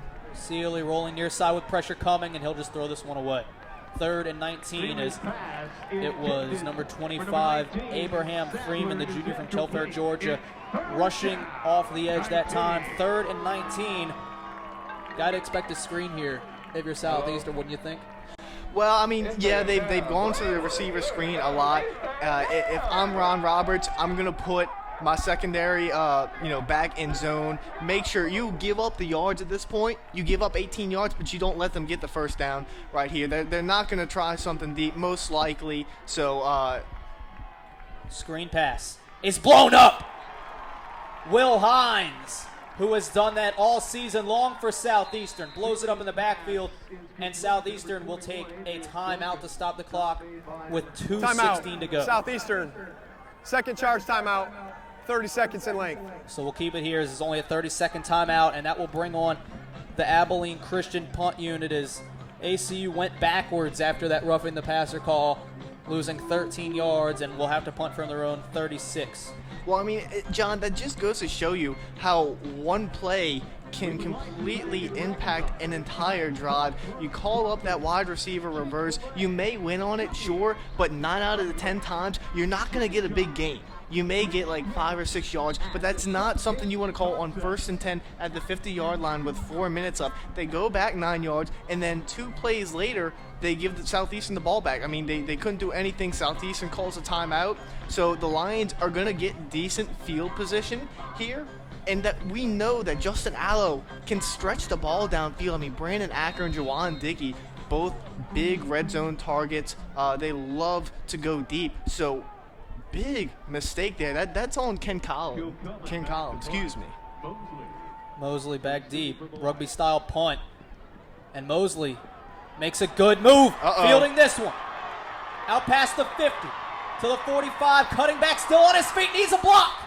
Torrance Mosley inside the 40 and stood up there. What a return from Mosley. And it is a 40-yard field in front of Southeastern as the TCU transfer with the best punt return Southeastern has seen this season. You think he thinks he's Darren Sproles out there, John? I mean, what a return. Usually you'll see guys run backwards and lose yards, but he never went backwards. He just made every single move that he could, kept breaking tackles, and now because of that, the Lions are in a much better field position here with 1:57 left right here on the 45-yard line. They're in such a better position to score, so finally a bright spot for the Lions special teams, and now they're in striking distance. Ball at the 42. 4 receivers, 2 to each side for Allo on 1st and 10. Darius Doral the back. Speed option, pitch to Doral. And Doral hit hard, gain of 2 out to the 40. Stop made by number 56, Gavin Burford, the sophomore from Louisville, Texas. You know, John, I don't like that call right there. I'll be honest. I mean, maybe I'm a little bit old school, but Roberts is trying to outsmart Ken Collins, catch him with a run there. It's not going to work with such little time. You need to pass the ball, get into the middle of the field if you really want to keep the clock going, or get out of bounds. Allo deep, down the sideline. Caught! Juwan Dickey to the pylon. They'll mark him out at the 2. 1st and goal, Southeastern. Wow. Ruling on the field as a catch. First down, Southeastern. What a play by Dickey. I told you, Dickey and Acker, big, deep threats, and you see it right there. A nice throw by Justin Allo, but I gotta say, he's lucky because he missed a wide open target. Their slot receiver didn't have anyone on him, but he knows that Juwan Dickey is one of his most reliable targets, so, why not give him the shot? And he comes up big on the 1-yard line. Southeastern this close Timeout. to scoring. Abilene Christian. Second charge timeout. 30 seconds in length. So we'll keep it here as Southeastern knocking on the door 2 yards away from pay dirt and making this an 8-point ball game before halftime as we're down to 1:21 remaining in the first half. Well, the Lions have done a much better job. This will be a 60-second timeout. 60-second timeout. So the Lions have done a much better job on this last drive, moving the ball. You see they're a little bit more aggressive now with that big strike, but that's what Allo can do. If they sleep on him, Allo can make a big play like that. And here you see the strike from Allo to Dickey as Juwan Dickey has emerged here in the second quarter after not having a reception in the first quarter. Steps out of bounds just before reaching the end zone, but it'll be 1st and goal for Southeastern from the 2-yard line as out of the timeout. Julius Marcelin is the featured back behind Allo. Now, I wouldn't be surprised if they went with some kind of option here. ACU's going to expect Marcelin to get the ball. Marcelin falling forward. He'll be stopped at the line. Stop made by Dante Hibbert, sophomore from Loganville, Georgia. 2nd and goal. Marcelin stays in the game as Javari Nichols and John Taylor, both defensive tackles, were in the game that time for Southeastern as lead blockers. They couldn't get the job done, and now Southeastern goes with a smaller set on 2nd and goal. Well, that may have not ended up being a bad play for the Lions. Yes, they didn't score, but they're running more time off the clock. We know that ACU's offense is dangerous, so if they still get in, it works for them. Marcelin hurdles into the end zone. Touchdown, Southeastern. Touchdown, Julius Marcelin. And the lead is back up to 7 with 38 seconds to go as Julius Marcelin gets into the end zone for the first time tonight from 2 yards out. And there you see, they didn't get it on the first try, but you give it to Marcelin anyway. You take off 30 more seconds. Makes it a lot harder for ACU to be able to get any points on this next drive. They're going to have to go really quick, which makes you prone to mistakes. Tatum on for the extra point. Extra point up and extra point good. 38 seconds to play before halftime. Southeastern extends the lead to 8. The score, Southeastern 21, Abilene Christian 13 on the 2-yard touchdown plunge from Julius Marston. 21-13, Southeastern over ACU on the Southeastern Channel. Time for the CI Sports Connie's Impressions touchdown T-shirts. Here comes the Southeastern.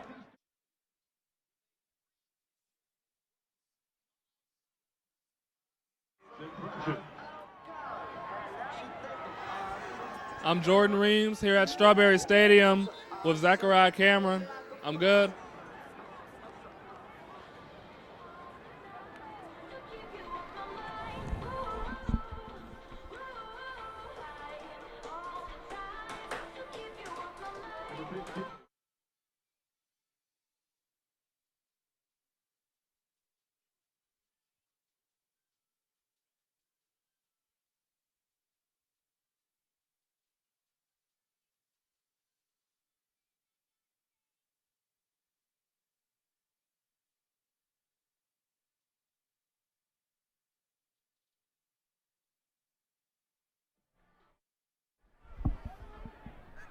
(21-13) as Southeastern kicks back off, and a good tackle on the coverage by Ja'Cory Fuller, who has 2 defensive touchdowns this year already, making a nice play on special teams there. 33 seconds to go.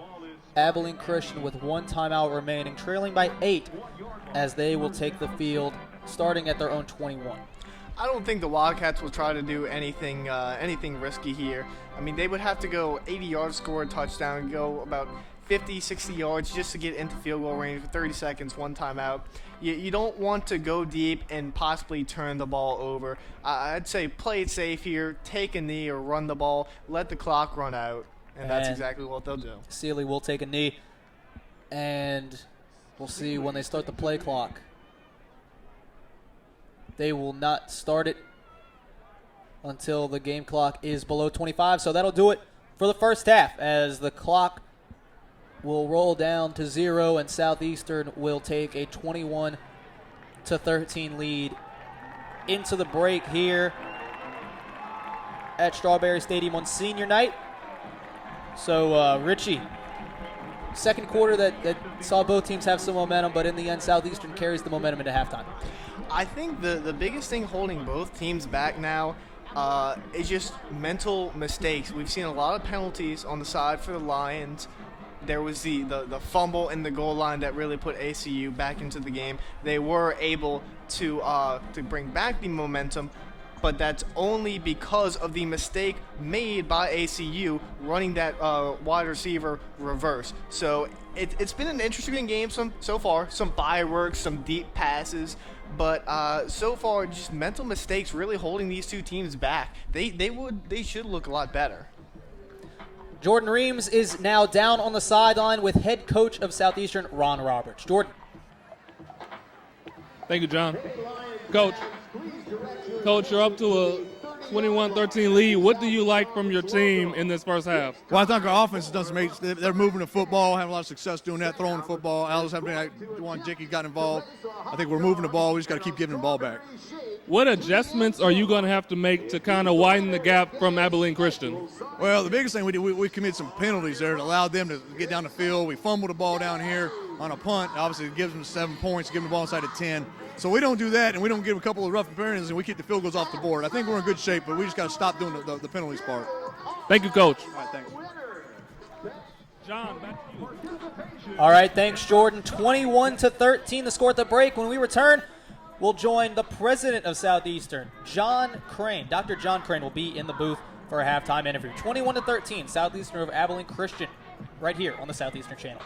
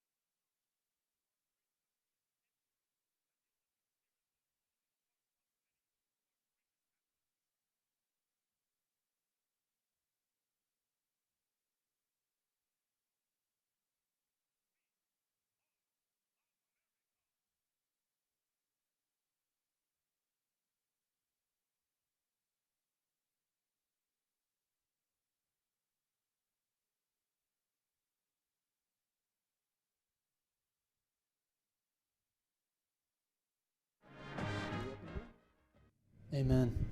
It's the whole thing.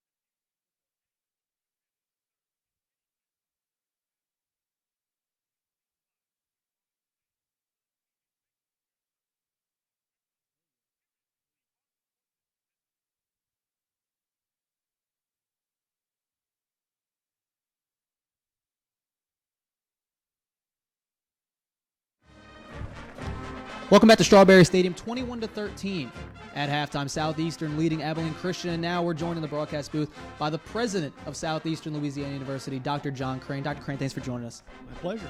So, as we all know, unfortunately, we were devastated by the flooding back in August. But Southeastern, we always talk about it. It's a family here at Southeastern, and you have to be pleased with the way that this family has helped the surrounding communities. Just very, very proud of the efforts of our university family members, faculty, staff, and students. Everybody really came forward and did what they could to help others. Very proud of our students, many who volunteered, went out and helped people in the community clean out their homes after the flood. A lot of our student athletes were involved in those efforts. Faculty, staff, and students and alumni came together, creating a disaster relief fund, helped provide funds for students and faculty and staff. So really proud of the university's efforts all around. There's a lot of students, as we know, that come from surrounding areas that unfortunately were affected by those floods. So what have you done, what have we done as a university to help those students recover? Well, we really started out delaying the start of the semester. We pushed things back a few days and then really tried to just take a lot of different things that we could see that might help students be able to come back and enter school. Some of them came back a little bit late. Some of them came back, struggling, their families struggling with flooded homes, and so they needed other types of assistance. We had a lot of faculty who made accommodations for students that needed to come into classes a little bit late. So just across the board, try to help make sure that everybody who could come back, had an opportunity to do so. Recently, Southeastern, a very safe campus, but we were actually named the safest campus in Louisiana. That's got to be an honor that you're happy about. It really is. The safety of our campus, our faculty, staff, and students is really important to us. Something that we really spend a lot of time thinking about, and we've invested a lot in terms of camera systems, emergency alert systems, all of those types of things. And of course, Hammond is a safe community. It's designated as a safe community, and the university is a big part of Hammond. So we're very proud of that, and think it just really speaks a lot about the university and its values. Finally, Dr. Crane, we've seen a lot of older buildings at Southeastern kind of get taken down, left abandoned over the past few years. But in that place, we've seen a lot of new buildings. The new student union just finally got completed, and also the new science and technology building is going to be up by the fall of 2017. Yeah, really excited about that project. It's a beautiful new building. It's really taking shape, really transforms that southeast corner of the campus. That's a major entryway for people as they approach from Interstate 12 through downtown Hammond, and that's really the first thing you see now as you approach the campus. So just really proud of that new building. I think it's going to be a great addition for those programs. There's 5 academic programs in the Department of Computer Science and Industrial Technology, and that building is going to provide much needed space for some of those growing programs. Dr. Crane, thank you so much for joining us. My pleasure, as always. The president of Southeastern Louisiana University, Dr. John Crane. The score at the break, 21-13. Southeastern leads Abilene Christian. We'll be right back with some halftime analysis. You're watching Southeastern football right here on the Southeastern Channel.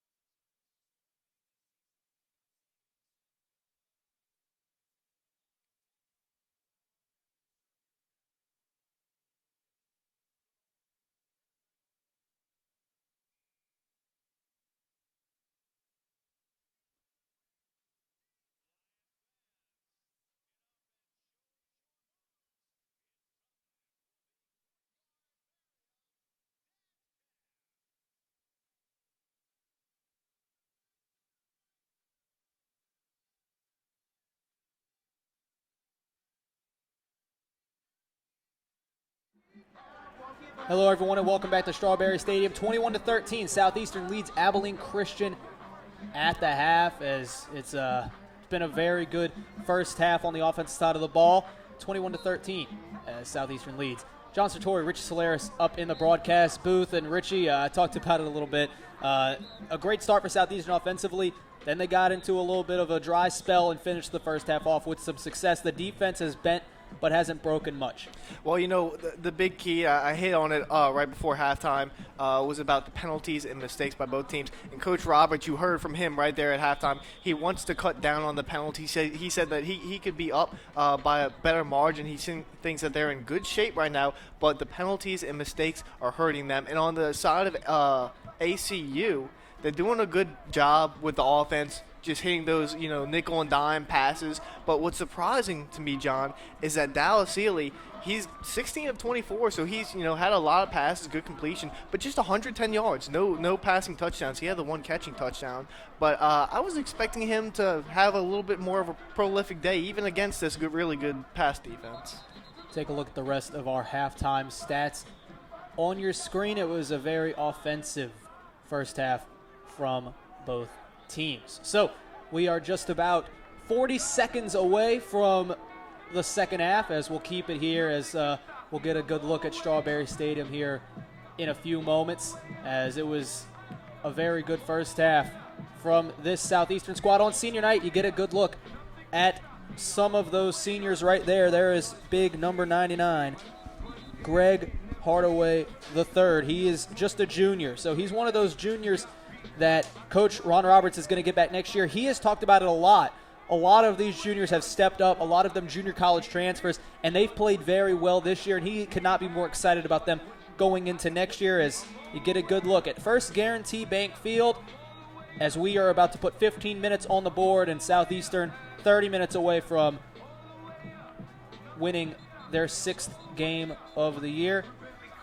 There's your halftime score, 21-13, as both teams take the field to begin the second half. It'll be Southeastern to receive after they deferred to begin the ball game. Well, I got to say, I think Coach Ron Roberts has done a really good job with this team last year. We saw they struggled last year. It was a transition. They lost starting quarterback Brian Bennett, and they went to Deshae Landor, and then they didn't have a great year. Landor was consistently hurt. But coming into this year, again, they were underdogs. And to see what they've done, the adjustments they've made with the guys they've got, they go into recruiting with a good winning record, they could put together a really good team with the guys they already have here, and whoever they bring in, they could compete really well next year. It'll be Doral letting this one bounce into the end zone. It takes a good ACU bounce, avoids the penalty, and Southeastern starts at the 25-yard line. I want to see the Lions run the ball more with Julius Marshall. I mean, I know I've talked about the guy a lot, but he's a powerhouse. And with the offense that they run, they need to feed him the ball. We're seeing they're not giving other running backs many more carries. In fact, only Darius Dural's got one carry. Other than that, Justin Allo has one, and J.J. Connor. So Marshall, as we expected, is getting the brunt of the carries tonight. 1st and 10 from the 25, as Justin Allo, who threw for 2 touchdowns in the first half, will take his first snap of the second half with 2 men in the backfield, Doral and Marcelin. Handoff. Marcelin is faked. Allo on the pitch to Doral, and he's got some room. Makes a man miss to the 35 and out of bounds at the 39 on a tough hit by number 90, LaMarcus Allen. Knocked out of bounds. The Lions are infamous for getting those trick plays, and sometimes they get our cameraman with some of those options. But, I mean, if you can't tell where they are up in the booth, it's got to be harder for those defenses to read it. So, a nice job, nice run on first down for the Lions. Gain of 15 on first down. Doral now the lone man. Play action, Allo. Looking long, now throws it back to Doral, who's wide open, and he cannot haul it in as he had blockers in front, and a flag is down. It might be for an ineligible man downfield. I got the word out, Richie. Yeah, you got That's it. That's a mouthful, but that is what the call appears to be. Yeah, you got to do your mouth exercises, John. Ineligible. There we go. But with There is Darius, no foul for ineligible downfield. The ball was caught and touched behind the line of scrimmage. Second down. with Darius Doral there, I think he was just really ready to get the ball and try to make a big play. He didn't watch the ball into his hands. He wasn't concentrating. Could have been a big play. Now, the pass was a little high, not an easy catch to make, but it was there, and you know the unspoken rule, if it hits you in the hands, you're supposed to make the catch. 2nd and 10. Marcelin now back in the game. Play action. Allo looking for Dickey over the middle, and he overthrew him. It was long out of his hand, and number 30, Quentin Baker, lets it be known that that pass was incomplete. 3rd and 10. Yeah, just a little too much by Allo, though, really more than a little. But it's nice to see that the Lions are striking at this defense deep. Now, we know that ACU this year has not had a very good defense. What Coach Roberts was saying was that they are pretty consistent, but they give up the big play. So you see them targeting that tonight. 3rd and 10 on a 4-wide set with Marcelin lined up in the backfield to the right of Allo. Pressure coming. Allo. Throw on the run is out of bounds. Incomplete. 4th and 10 upcoming, and the punt unit will march on. Not much the Lions could do there. That was really good coverage downfield by the Wildcats to get their defense off the field and try to start something here on offense in the second half. 2 men back deep. Deshaun Qualls and DJ Fuller back to receive the Ivawall punt.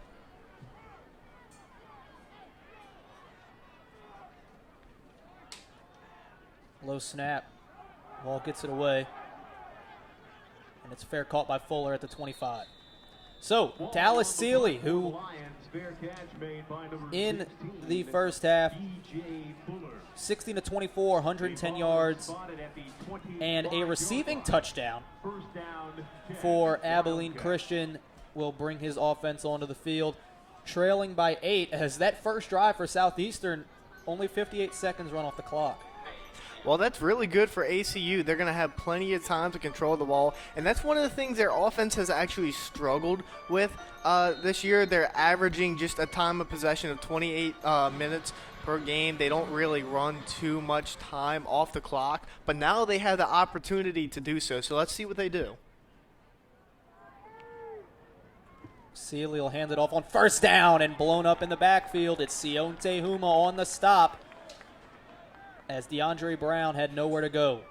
That is really discouraging to see from a head coach. You decide to try to be a little bit more conservative, run it on first down, try to take some time off the clock, but immediately on that first play, you get that burst from the defensive line. They break up the play, make the tackle for a loss.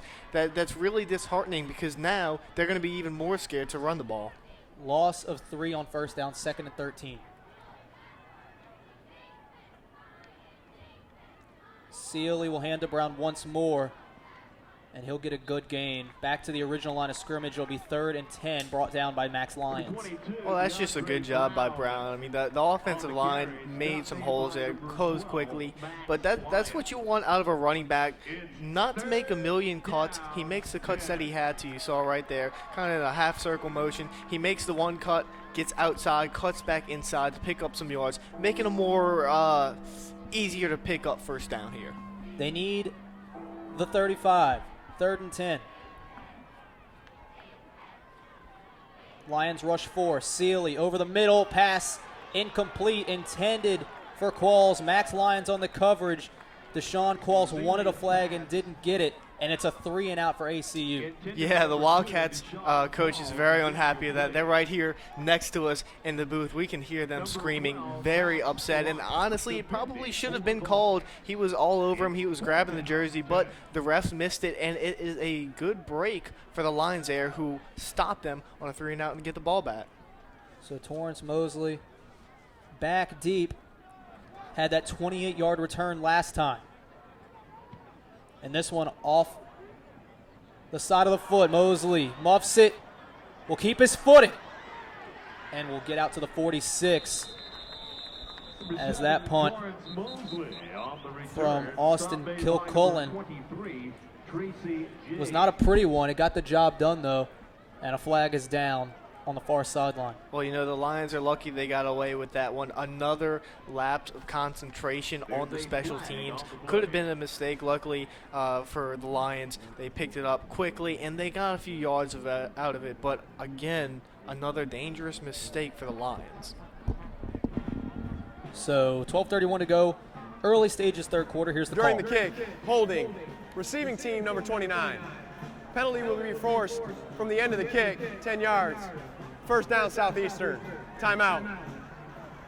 Foul called against Courtney Rutledge. 12:31 to go. Third quarter. Southeastern has the ball when we come back. 21-13. Southeastern over Abilene Christian on the Southeastern channel.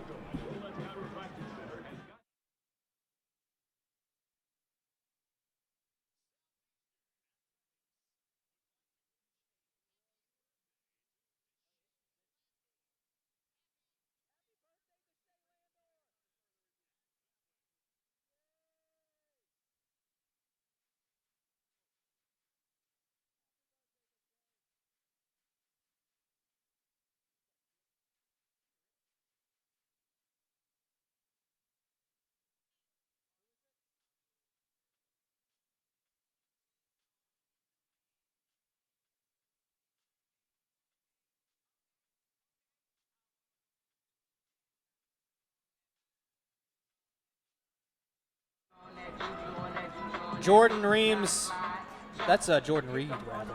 I get them mixed up, but she's cold up there.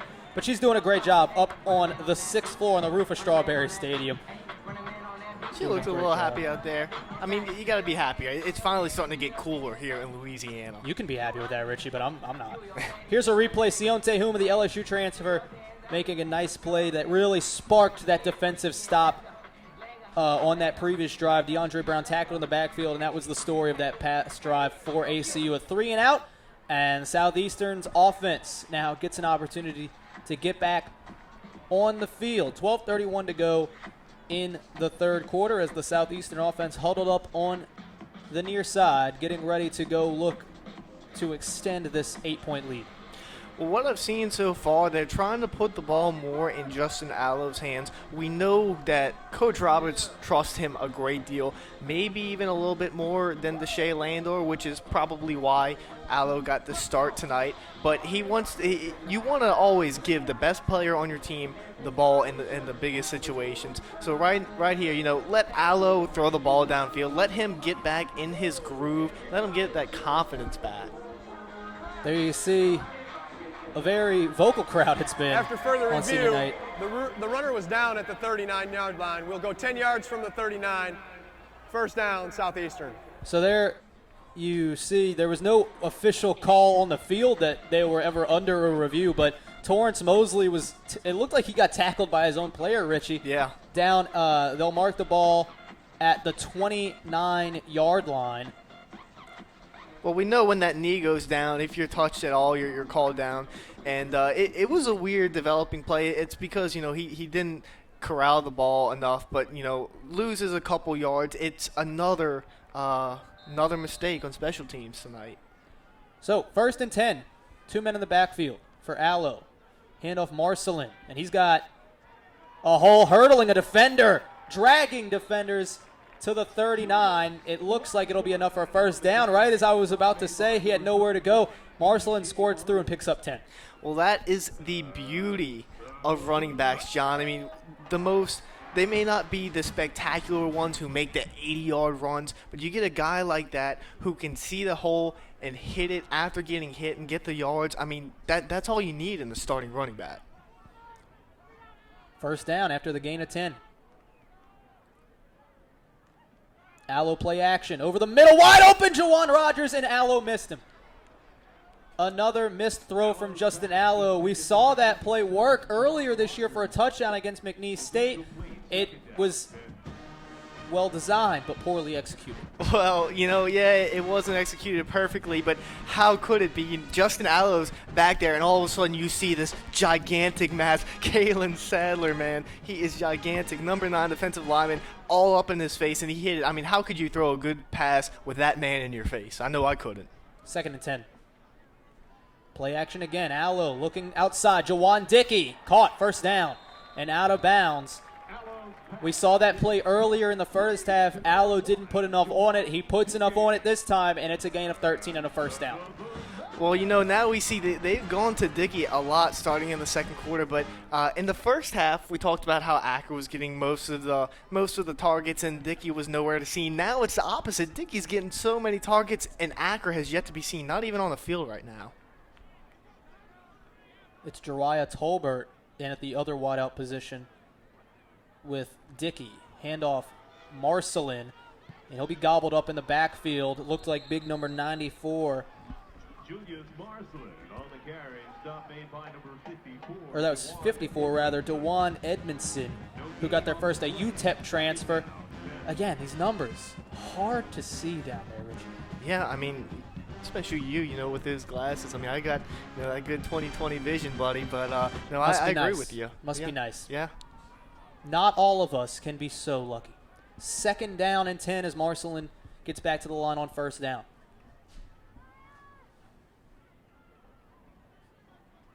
Allo with pressure coming, going deep, double coverage, and it is picked off. Yes, intercepted. Royce Moore as Ruling on Allo the threw field it is into an double coverage. interception. Abilene will take over, first down. First down, Abilene Christian, as Royce Moore goes up to get that one. An extremely athletic play, and Abilene Christian regains the momentum. And, John, therein lies the flaw with getting too aggressive and too comfortable. The Lions want Allo to succeed. They've gone deep a lot to Jawan Dickey again there, but into double coverage, not a smart play by Justin Allo, trying to force that ball into there. And when you play aggressive like that, you're more prone to mistakes. And a great stop right there by ACU. Get the ball back. 1st and 10 is ACU deep in their own territory, at their own 10, following the interception by Royce Moore, the junior from Bellflower, California.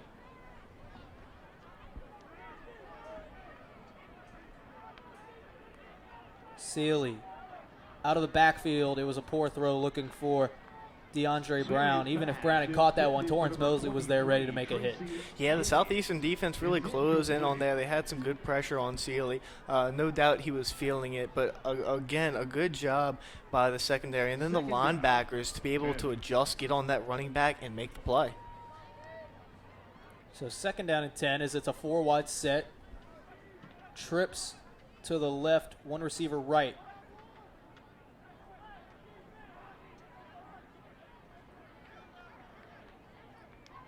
Mosley comes off the corner. Sealy in trouble. And he will lose the football. Ball's out. And score. Touchdown, Southeastern. Touchdown, Jake Giannone. Ruling on the field is a fumble recovered by Southeastern. Touchdown. And you know what?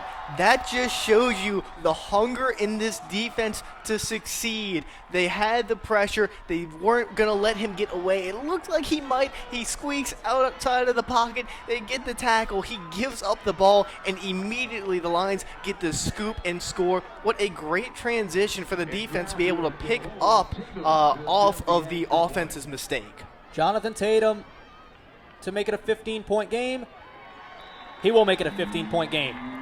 The defense steps up for Southeastern. Jake Giannone, the transfer from Golden West College. His first touchdown as a Lion, and Southeastern has a 28-13 lead with 10:28 to go, 3rd quarter. We'll be right back. You're watching Southeastern football right here on the Southeastern Channel.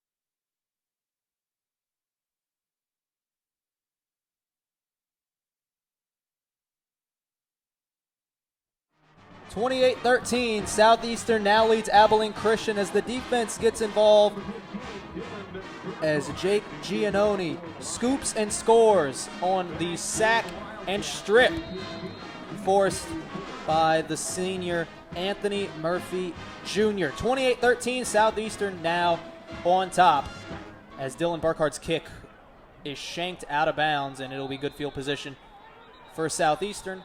A little bit of scrum in the middle of the field. Yeah, nothing will come of it, though, luckily, and now Abilene will take over in excellent field position. Yeah, no doubt the emotions are high right now for both teams. Senior night for Southeastern, but on the Kickoff other out of side, bounds. Kicking team. The ball will be placed at the 35-yard line. First down. on the other side with ACU, this is their last game of the season. You know, seniors truly will never be on the field again, which is so sad for them. But it's got to hurt to be down like this, 28-13. They want to go out on a high note, so emotions are high. Maybe they'll get in a little scrum, but you know, there's no bad blood out there. Yeah, talking with Coach Collins this week for ACU, he said that emotions would not be a factor for his team because they knew before the season started that this would be their last game, whether they went 11-0 or they're 2-8 coming into tonight. So they knew this was going to be it. So he had been preparing his club that this is their last game, as Sealy does not get this play off. It'll be delay of game. Delay of game. Offense, 5-yard penalty, first down. Things starting to fall apart a little bit for ACU. The mental errors are there more than we saw in the first half.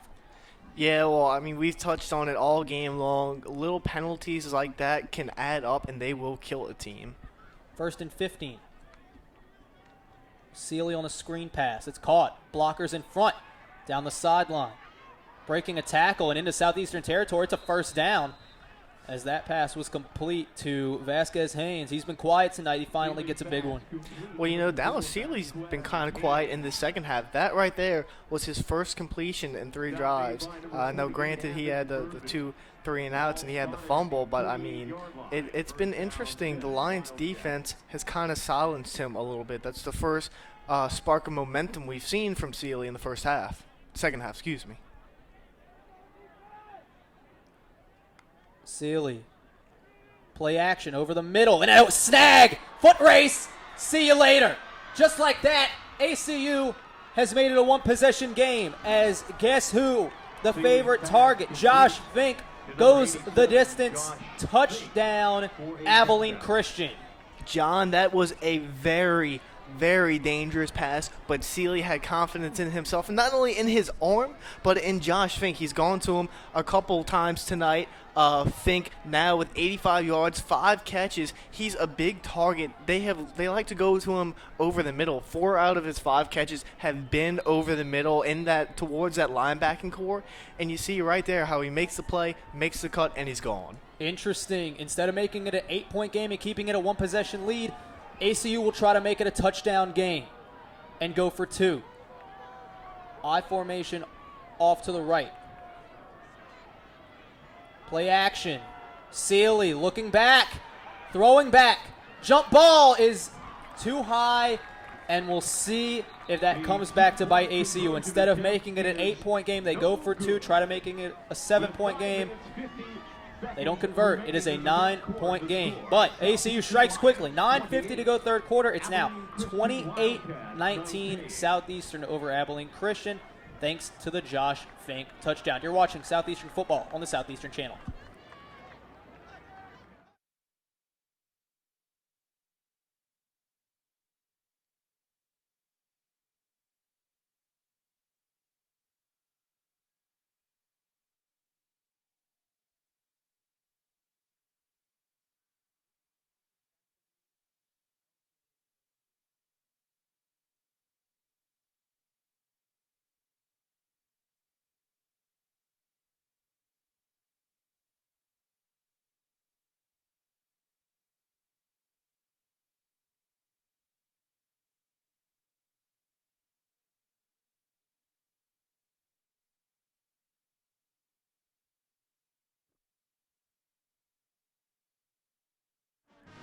(28-19) Southeastern leads Abilene Christian as Dallas Sealy delivers a strike to Josh Fink. And Fink does the rest. 48 yards to the end zone. And with 9:50 to go, following the missed two-point conversion, Abilene Christian now trails Southeastern by a score of 28-19. Well, you know, John, mostly what we see when you're in that kind of position where you're going to eventually need a two-point conversion to tie up the game, most teams, if they score, they usually wait until they absolutely have to go for the two-point conversion, because now it sets you back. You're 9 points behind. If it's in the end and you go for it, at least you're still there. You're close. If you don't get it, the game's over. If you do, tie game. But now you have to kind of play a different ball game. So questionable call there. They didn't get it. A good hold by Southeastern, by the way. I mean, their secondary had every man covered up. So great for the Southeastern. Questionable call by Abilene Christian. Very good look at Coach Ron Roberts in his 5th season at the helm in Hammond, looking to make his 3rd FCS playoff appearance. All they can do is look to win out and maybe get an at-large spot. They need 7 wins to be eligible. Winning this week and next week against Nichols would give them that 7th win as they come in tonight 5-4. Abilene Christian looking to finish this season on a high note, as next year will be the one that matters most as they begin competing for a Southland Conference crown. 9:50 to go, 3rd quarter. Abilene will kick off to Southeastern's Darius Doral, who is back deep. It'll be number 49, Brendan Kahn, kicking off, a freshman transfer from Texas Tech who has done an excellent job being the kickoff specialist this year for Abilene Christian. Looking at the return team again, I mean, you hit on it early in the first quarter. They rotate their guys back there, but you wonder if that's for a lack of confidence in their players. Doral will field it at the 9. And he's got some room. 30 and tripped up. If he was not tripped up by number 21, Adrian Duncan, Darius Doral would have had a long way to run. But he was. So Southeastern starts at the 31-yard line, and Justin Allo will get another shot. Oh, a good return there by Doral. I mean, he saw his lane, he hit it, he got wrapped up. But again, on there, he bobbled it, he almost dropped it. So lucky to contain it, and he got his team good field position. So Allo's going to have a little bit less of a field to go. But I want to see if they're going to tone down the offense and stop playing so aggressive after that last interception. First time we're seeing Kalen Henderson enter the ball game tonight at running back. One of the seniors being honored here tonight. It's his first snap on the field tonight. And a bad snap. And they're going to say Allo was down when he fielded the ball. And just like that, the runner was down. Second down. 2nd and long upcoming. Coach Roberts cannot be happy with that. I mean, I could see him now. He's keeping his calm and his composure, but inside, he feels like even though he's up, you can't ever allow something like that to happen. I mean, that hurts. They're lucky no turnovers came over it, but I mean, loss of downs, a complete loss of play. Henderson now the lone man in the backfield. Play action to him. J.J. Connor on the screen. And he's hit hard. Gain of 1, and it's 3rd and 13 just like that on a big hit from Royce Moore. See, now the Lions are forced into this 3rd and long, so they might try the field deep, but honestly, I don't think they will. After that turnover, I think they learned their lesson. They don't want to kill this off as a lost drive, but what you want to do something here, maybe another screen, get someone open over the middle. If they go zone coverage, find out how to exploit that, but I wouldn't send anyone deep and try the deep ball after what happened last drive. 3rd and 13, 4 wide set. Allo with a straight drop. Over the middle, and it's a poor throw to Dickey, incomplete. 3 and out for the Southeastern offense. Well, Dickey was there. He had some room. It would have been close. If he could have called it, it would have been close for the first down. The defender was right behind him, but that's on Justin Allo. We've seen him make a couple bad throws like that tonight. The interception just not a smart decision, but that sets his team back. But it all comes down to that very first play on the botched snap, John. Qualls and Fuller back deep. Wall on the punt. Back for the Wildcats. High punt, doesn't go very far, and it'll take a slight Southeastern roll. And excellent field position upcoming for ACU at the 47-yard line, and a fight has broken out on the far side. Oh, man, they are. And benches are about to clear. Wow, this is something else. You know, we talked about Ken Collins saying there's no emotion. That's emotion down there. I have never seen a fight like this before in this stadium. Looks like they've gotten it broken up pretty quickly. Coach is trying to dispel everything. Man, this is wild. I mean, the entire Southeastern team is off the bench, off the sidelines. They got, what, like 12, 15 guys down there? But look, they've got the entire ACU team down there. That's not a fight they're going to win. So it looks like they got it broken up.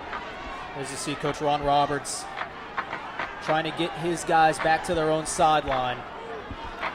No flags on the field. I'm sure we'll see one. Yeah, it's wild to think that they're not going to call a penalty on someone. I don't know what started the fight, John. Did you see any initial contact? No, and be interested. I don't know what the rule in the NCAA is about players leaving the bench. But I know in lower levels, the junior college level, it's a 15-yard penalty for each player that leaves the bench, and just about every Southeastern player left the bench. Many of the ACU players left the bench. Sionte Huma was, as you see on your screen right there, he was one of the players that was getting yelled at the most by the coaching staff, so you've got to think that he was one of the initial instigators. As you see Coach Ron Roberts on the field, referee discussing with him what just happened. No, I'm sitting here watching Jake and Graffy. He's got his arms up. He keeps pointing his finger to the air like he's proud of that fight, proud of being aggressive. I don't really know what to think of this, John. I mean, if they can't decide on who started a fight, they can't really throw a flag. They could penalize both teams, but that would just offset. So what do you do here? Now they've got some law enforcement on the field trying to figure this out. We'll let them figure it out. We'll come back. 8:08 to go, third quarter. Southeastern 28, Abilene Christian 19 on the Southeastern channel.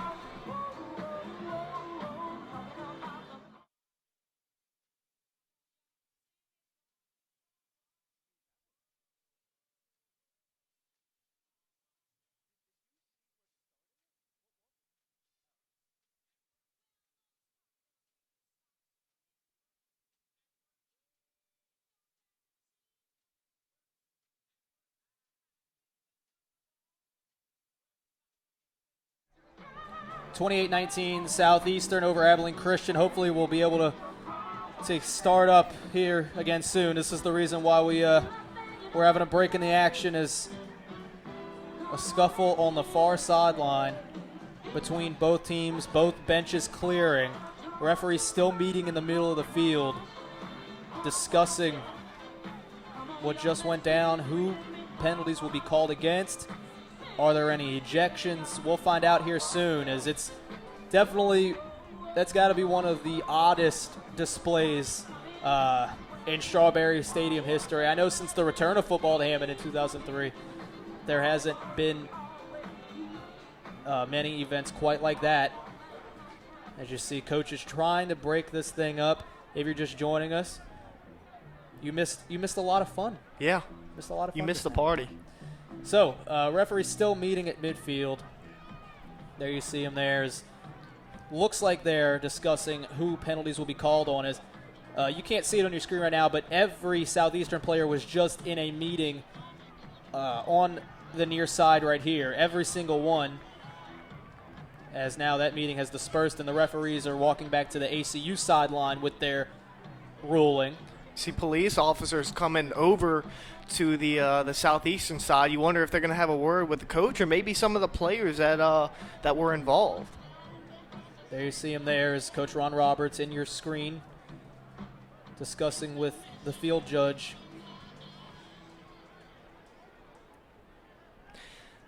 I mean, I understand that there's always going to be the emotion that, sometimes scuffles will break out like that, but there is no room in the game of football for violence.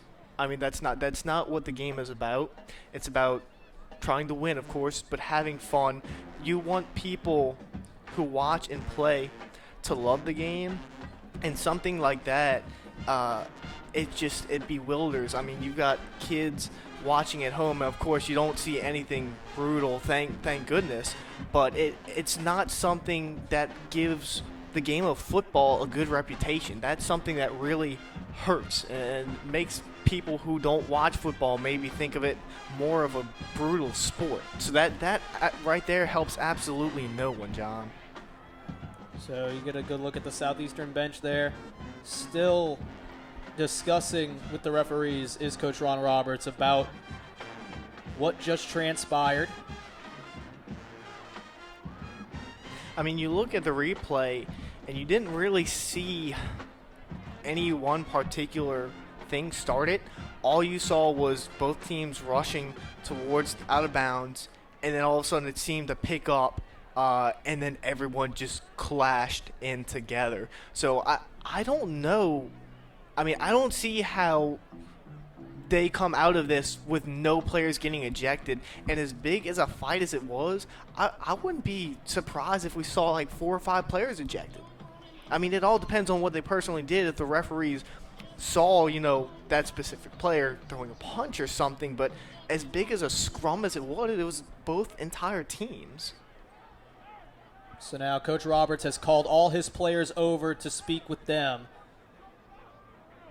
most likely notifying them of what the referees have decided and also telling them to keep their emotions in check, as we are still got a lot of football to play. 8 minutes to go, third quarter.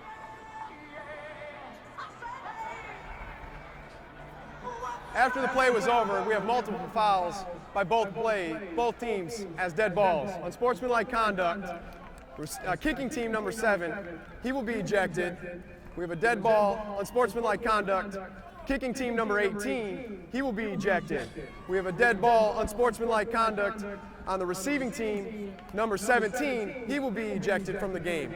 All those penalties will offset. Abilene will take over at the 48-yard line, first down. So in the end, Torrance Mosley and Sionte Huma, 2 of the most important defensive players for Southeastern, must leave the ball game. And for Abilene Christian, Jamar Mack, a special teams defensive back, a sophomore from Dallas, Texas, has also been disqualified. So we're now finally ready to play. Braylon Thorns has entered the game for Torrance Mosley, and Sionte Huma has been replaced by Lee Spite, a junior from Laxana, Kansas, and Hutchinson Community College. Well, I got to say, I'm proud of the referees being able to break that up and help contain the situation. They deliberated for a long time, which to our viewers, they want to see the game. But when something like this happens, you got to make sure you get everything right. And obviously, they couldn't penalize really, one specific team, so they offset. But you see multiple ejections there, and you wonder if the NCAA is going to end up fining or sanctioning some of the players or even the teams for that little scrum. So now that Jamar Mack has made his way across the field to the visitors' locker room, we are ready for football. 1st and 10, Dallas Sealy in the gun from the 48-yard line. Sealy on the slant, caught. 1st down to the 40-yard line. It was Justin Miller, his first reception of the night, the freshman from Austin, Texas. It's good to see Justin Miller in the game. Earlier in the week when we talked to Coach Ken Collins, he was not sure if Justin Miller was going to play. He said he was one of the more dynamic guys on the team, so him being in is interesting. It's a depleted receiving corps for ACU. Is on 1st down. Sealy, screen pass, caught. And lower in the shoulder, out of bounds at the 36-yard line goes Tracy James. Another big wideout, Troy Grant, a junior from Brooksville, Florida. He was questionable coming into tonight's game, and it appears he has been ruled out. He has not seen the field tonight for ACU. Yeah, well, injuries like that, I mean, they can really hinder a team, but it's always the next man up mentality that these teams go by. First down. It's the favorite target of Sealy, Josh Fink, to the 25, and Abilene's offense has come alive in the second half as they are driving again. Well, you know, the thing is, they're sticking to their game plan. They're doing what they do, hit those small little passes. Slant caught and tackled immediately by Maori Ellison is Justin Miller. Inside the red zone now. Gain of 6, 2nd and 4. Dangerous little pass right there. He floated it up there for a while. He's lucky the cornerback didn't hurry up and run in and try to make a play on it. Handoff. Falling forward. It'll be 3rd down upcoming as Tracy James brought down by Lee Spite. And it will be 3rd and 2. Abilene quick to the line. Handoff. Sealy keeps it himself. Cuts it up. Falls forward. He's got a 1st down. Inside the 15 to the 14-yard line. Southeastern read it correctly, but Sealy showed great vision, cut it up, and got the 1st. Looks like they got a man down out there, a big defensive lineman. Can't quite tell who it is yet, but very slow to get off. Looks like big number 97, a senior, Javari Nichols from Kentwood, Louisiana, and it is him. So you hate to see a player like Nichols, who has anchored that defensive line for many years at Southeastern, in his final game at Strawberry Stadium, leave the field. You see him holding that left hand of his, so hopefully he'll be able to get back in this one before it's over. 1st and 10 at the 14 for Abilene Christian, down by 9 with 6 minutes to go, 3rd quarter. James in motion. Sealy, pass batted up and incomplete. That's a nice job by the defensive line there. They lose one of their better players, so what do they do on the next drive? They go out there and they deflect the pass. Ryan Seegers was giving chase, could not track that one down. It's incomplete. As it'll bring up 2nd and 10. Abilene finally out of a rhythm for the first time on this drive. In the shotgun is Sealy with a 4-wide set. Tracy James in the backfield. Sealy play action. Slant route is caught by Fink, and he's tackled immediately by Seegers. 2 yards shy of a 1st down to bring up 3rd and 2.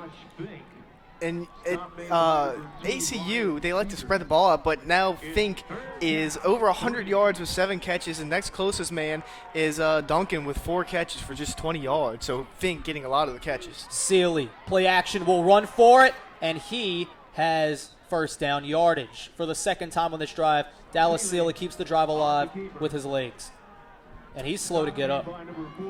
That would be a very big loss for ACU. Now, they do have a good backup in Parker McKenzie, who was the starter for all last season. So they may take Sealy out for the rest of the drive. They're right here on the goal line. I think I would personally want to be safe with them, but, you got to be careful when you have a guy of this importance. So Sealy will make his way up, and with just 6 on the play clock, Sealy will hand it off. James has nowhere to go, and he is tackled in the backfield. Sean Clavel on the stop. Clavel, one of the real anchors of this defense. He's had a good season so far. He's made some big plays, and that's a nice one right there. You stop the run right there on the goal line. Don't give up any more yards. So they really need to sit down and try to stop them here, because it really will become a different ball game with an entire quarter left if they can score a touchdown. 2nd and goal now from the 5 after a loss of 2 on 1st down. Sealy slant. Intercepted! And coming back the other way, Maori Ellison lost his footing, or he would have had a pick 6. But Maori Ellison, who is only in the game because of the Torrance Mosley ejection, makes the most of it. His 1st interception of the season. And Southeastern again. Ruling on the bends, field but is an doesn't break. interception. 1st down, Southeastern. Yeah, that's the danger. They have thrown a couple of slant passes from Dallas Sealy that looked like they were dangerous. That one, he tries to fit it in there too tightly, and the corner made a great jump on it and making the play, which is huge. Abilene Christian scores a touchdown 73% of the time that they're in the red zone. So to make a play like that, to stop them from scoring, is huge for this Lions team going forward. Ellison, a 6'4" junior defensive back transfer from Shabbat College, gets his first interception as a Lion. Justin Allo in the offense back on the field. Allo on first down out to J.J. Connor. Connor keeps his footing out to the 18-yard line, a gain of 7 on first down, 2nd and 3. Well, John, going back to that interception really quick, Ellison making a nice play. When Coach Roberts has made it clear all season that they play with the next man up mentality, and then losing Torrance Mosley like that, you get a guy that can come in here and make a big play like that. That's exactly what Coach Roberts preaches to his team. Handoff Marcelin, bouncing it outside, and Marcelin breaking a tackle will run out of bounds and have first down yardage, pushed out of bounds by DJ Arnold. I feel like all we talk about is Julius Morrison, at least me. Yeah, it's mostly you. He's really good, but you see there, not just the strength, but he's got some moves. Being able to cut it out there quick like that and pick up a first down for the Lions. Out to the 29, 1st and 10. That carry did put him over 100 yards, by the way. Second straight 100-yard performance for Marcel. Allo with a straight drop.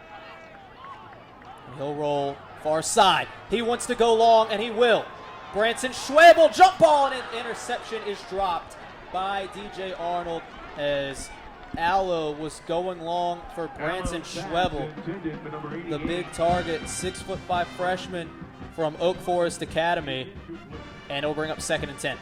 Well, John, we have seen Allo likes to go deep tonight, but he has underthrown almost every single one of those deep passes, and again, it almost resulted in an interception. I don't know why they keep throwing deep. He's not healthy. He can't make that throw right now. 2nd and 10 with 3:16 to go, third quarter, 28-19, Southeastern over Abilene Christian. Handoff Marcelin, and he'll be upended at the 32-yard line. A nice play. Jeremiah Chambers on the tackle, another freshman. He's from Austin. And Richie, Sam Denmark has not made a single tackle tonight. For those of you at home who haven't heard the name, Sam Denmark, the junior linebacker, one of the best defensive players in the Southland Conference, no tackles tonight. And, that blows my mind. He is second in the entire Southland Conference with 102 total tackles. He is the anchor to that defense, so he has not played well tonight. I don't know what his problem has been, but it's insane that he hasn't made a play tonight. 3rd and 8. Allo with pressure coming. We'll get it out to Rogers, breaking a tackle, first down. Jawan Rogers out to the 47, who broke the tackle of number 31, DJ Arnold. It's been a drive for DJ Arnold. He had a chance to get his defense off the field, but Rogers just too big for him. I don't really know what happened there. I don't think it was that he was too big for him. He was right there on him, and it looked like Rogers stumbled a little bit on the catch, and then it looked like he just went right past him. Gain of 15, and it's another fresh set of downs. 2 wide set with Marcelin in the backfield. Dickey comes in motion. Speed option. It'll be a pass. Allo drops back, and we'll take a shot for Brandon Acker. Acker's got it to the 10. 1st and goal, Southeastern. And he stares down Adonis Davis. John, I wonder if Justin Allo heard my comment from a little bit earlier ago that he couldn't make that deep throw because he made a nice pass. It was a little off target, but hey, Acker being able to adjust to that, and now we finally see Brandon Acker get his first catch since the first quarter. They've gone to him a few times, just hasn't gotten the ball in his hands, and now Southeastern 9 yards away from extending their lead. Marcelin to the 6. Sam Denmark was in there as well as a few other Wildcats. Again about Denmark, when we talked to Coach Collins, he said that this guy is he's amazing because he's not super big. He's not really strong, but he comes into work every day with the mentality that I want to be the best I can. He's always giving 110%. Coach said he's just got that look in his eye that he wants to compete. So again, to see him not having a good day is bewildering. Allo to the end zone. Pass tipped up, and luckily for Allo, not intercepted. Coverage on the play by Adonis Davis, and it is 3rd and goal from the 6. You know, Allo, he started out really well. In the first quarter, he was 7 for 10. He had a real good completion rating. But right now, he's just at 50%. He's completed 14 of 28 passes for just 2 touchdowns and 1 interception. So he's got a good quarterback rating right now, but real inaccurate so far the second half. Sam Denmark deflected that ball. 3rd and goal. Allo. Pump fakes. In trouble. Throw to the end zone, and it's batted away. Almost an excellent throw from Allo off his back foot, but it is incomplete as Bryson Gates deflects that one away, and the field goal unit will come onto the field looking to make this 9-point lead a 12-point lead. A missed opportunity there, though, for Southeastern to have a chance to put this game away. Yeah, well, I mean, they're still in a good position, but ACU is going to be a lot more comfortable giving up a field goal here. Josh Bloom, again, the big defensive lineman, got in Justin Allo's face, forced him out of the pocket to throw not a bad pass, but just couldn't connect there. 23-yarder from Tatum is up, and it is good. So, Abilene Christian's turn to bend but not break. They take advantage of it. And with 44 seconds to go, 3rd quarter, Southeastern extends their lead on the 23-yard Jonathan Tatum field goal to score. Southeastern 31, Abilene Christian 19. You're watching Southeastern football on the Southeastern channel.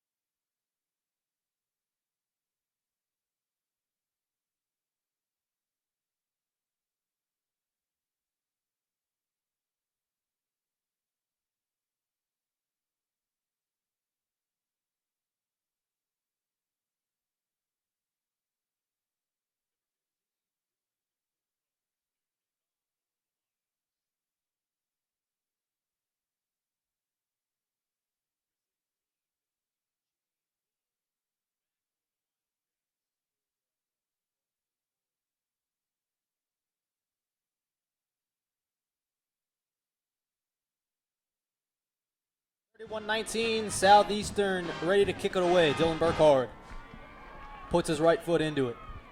Short kick will be taken in at the 18. And Max Lyons will not wrap him up. Oh, boy. To the races. DJ Fuller foot race. 30, 20, 10, 5. Down to the 7. And a flag comes in late. DJ Fuller, what a return. And it's a 1st and goal for Abilene Christian, depending on the flag. DJ Fuller, one of my favorite players out on the field right now. Just 1 catch for 9 yards, their leading receiver this season. But finally, he makes a big play in the special teams this time. But nonetheless, a great play by DJ Fuller. It'll go against Abilene Christian, so that great return from Fuller will be brought back. Here's the call. Personal foul, unnecessary roughness, offense number 27. 15-yard penalty from the spot of the foul. 1st down. Jacob Yandel, the freshman from Allen, Texas, costs Fuller that excellent return. And just like that, Abilene, instead of starting at the Southeastern 7, will start at their own 41-yard line. And you know, the unnecessary roughness, that's an interesting call, because usually on a big return like that, you see clipping or blocking the back or a holding call. But unnecessary roughness, it's like he went out of his way to put an extra block on someone who was already behind the ball or didn't have a chance at tackling them. So a bad lapse in Game judgment clock there. operator, please reset the game clock to 28 seconds. So 28 seconds to go, 3rd quarter. Thank you. You're welcome. Sealy and the Abilene Christian offense looking for a score to get back in this one, make this a one-possession game. Down by 12, late stages, third quarter. 3 receivers all set out left. Handoff. And cutting it up into Southeastern territory for a first down is DeAndre Brown. And that'll be a gain of 12. All the credit on that one goes to the big man up front. They created a huge hole for him to run through. And, I mean, if they could do that more often, this would be a much dangerous offense tonight than it has been. First down, Sealy. Same play to Brown. He'll cut it up again, hurdling a man inside the 40. This time it's Tracy James. And he'll get 9, mark it 8. And that should do it for the third quarter as Demarie Lane makes the stop. 2nd and 2.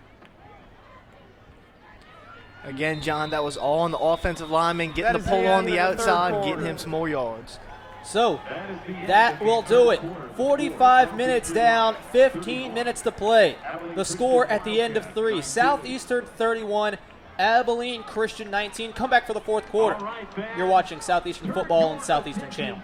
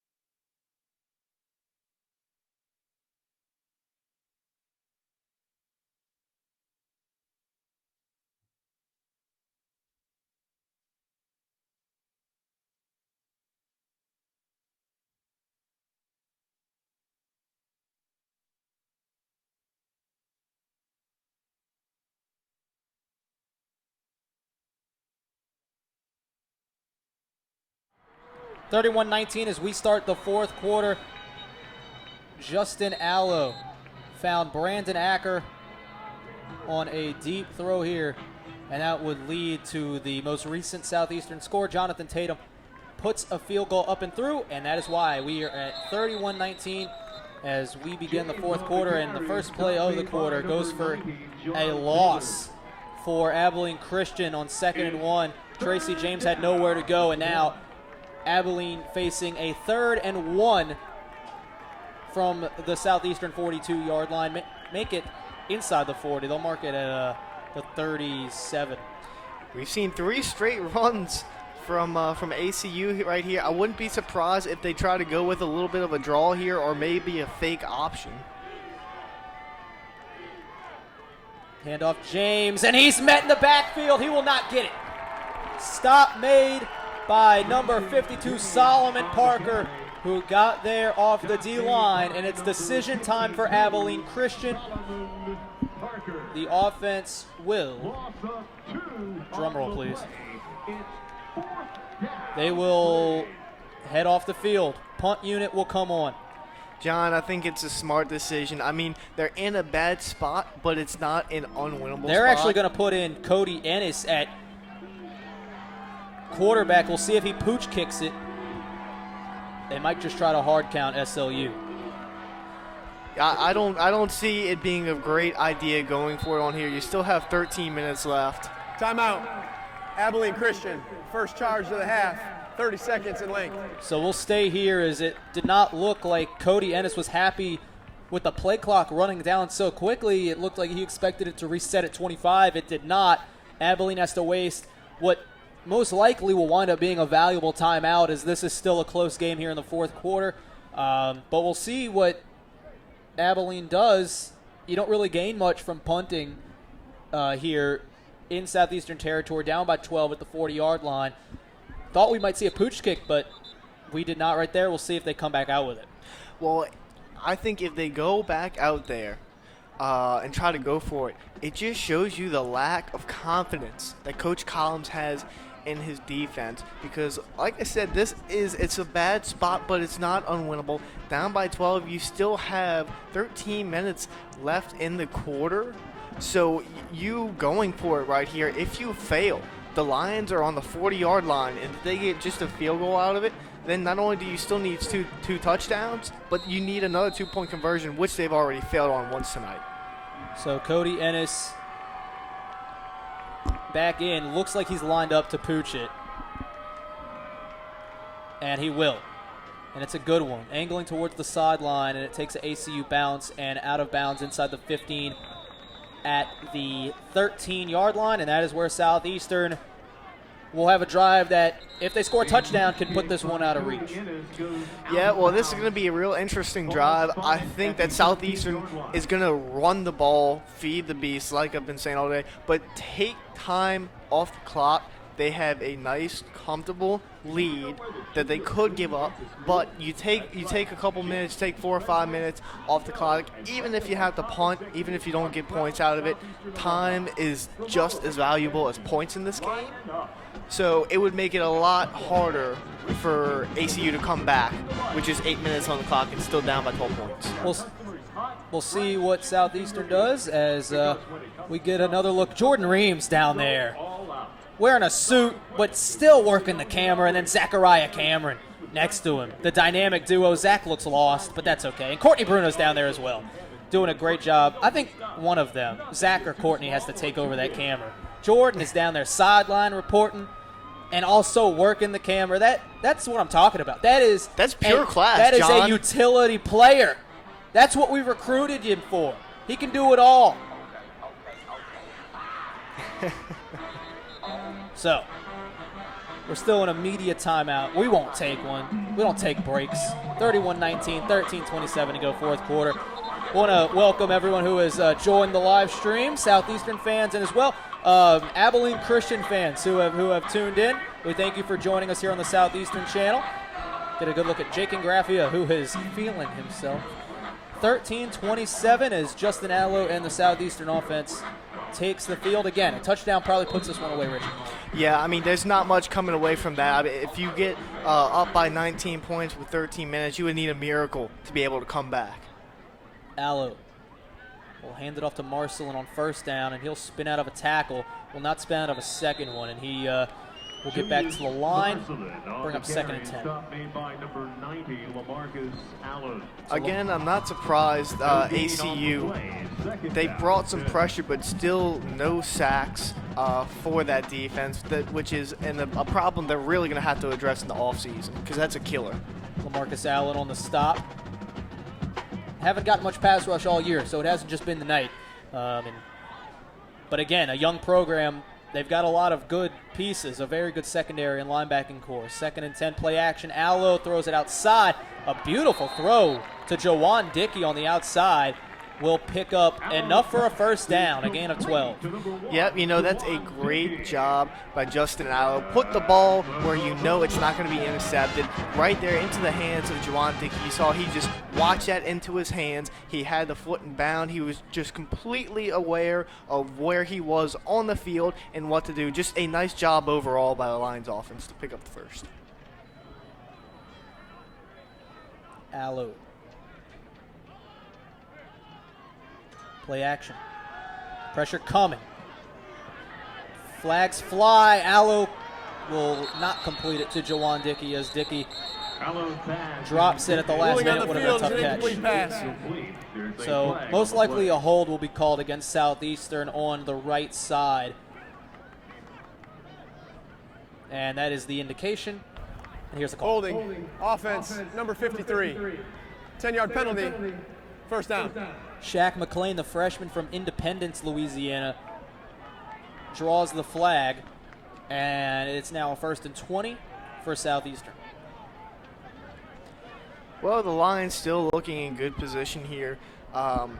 they're slowing down the game. I mean, that small break, even though they get penalized, it takes ACU a little bit out of their rhythm. They do get a small little breather right there, but they're ready to get the ball back on offense, and that can mess with your psyche. Pressure coming off the edge. Marcelin out of the backfield will keep his footing and fall forward for a decent gain out to the 20-yard line. It's a gain of 5, 2nd and 15 upcoming. Yeah, a little bit of a dangerous play, passing the ball. They weren't going to turn it over, but you want to run clock. If you throw an incompletion there, you stop it. You got a long way to go for the first down. You may not get it, so I understand what they're doing, but at this point, you just need to try to kill the clock and get out of here with a W. 2nd and 15 with 10 on the play clock. 11:30 to go, fourth quarter. Down to 2 on the play clock, and they'll just get it off. Plenty of time for Allo, who delivers a strike to Dickey, and he hangs on. 3rd down as they get past the original line of scrimmage. It will bring up 3rd, and we'll call it 7. Dickey's done a real good job in man coverage. I mean, usually you see him attack that zone defense, but ACU playing a lot of man on him, but he's had a lot of big plays. They've targeted him deep a couple times tonight, even when he didn't make the catch. So you got to wonder, why aren't they putting 2 men on him? They obviously can't handle him just by the one corner. 3rd and 7, big play here for ACU. Allo drops and flags fly, false start, make it 3rd and 12 from the 23. False start. Offense number 68. 5-yard penalty. Still 3rd down. Travis Romero, the junior from Manville, Texas, one of the anchors. He'll definitely be a captain next year. Coach Roberts loves his work ethic. He's an anchor on the offensive line, and they'll get him back next year. Yeah, well, you always look for reliable guys who are not just good on the field, but good off the field. They're good to have in the locker room to lift people's spirits up. That's what you want out of any player. 3rd and 12, Allo goes up, nobody's there. Incomplete, as he was looking for Jariah Tolbert, a miscommunication, and ACU needed to get off the field, and they did. 4th and 12. Well, a heavy pass rush there by ACU, but that time, not just off the edge. Again, Bloom has been in Allo's face. That's his 5th quarterback hurry of the day. So he's given them a little bit more room to breathe. So now it's going to be up to ACU's offense to get some more points on the board right here. Fuller and Deshaun Qualls back deep. Wall on the punt. He has not had a great night. It's a low snap. His best punt of the night. Qualls will let Fuller take it in, and Fuller is dropped by Will Hines at the 36-yard line. And we will take a timeout. Abilene Christian will take the field, looking to cut into the lead when we come back. 10:06 to go, fourth quarter. Southeastern 31, Abilene Christian 19 on the Southeastern channel.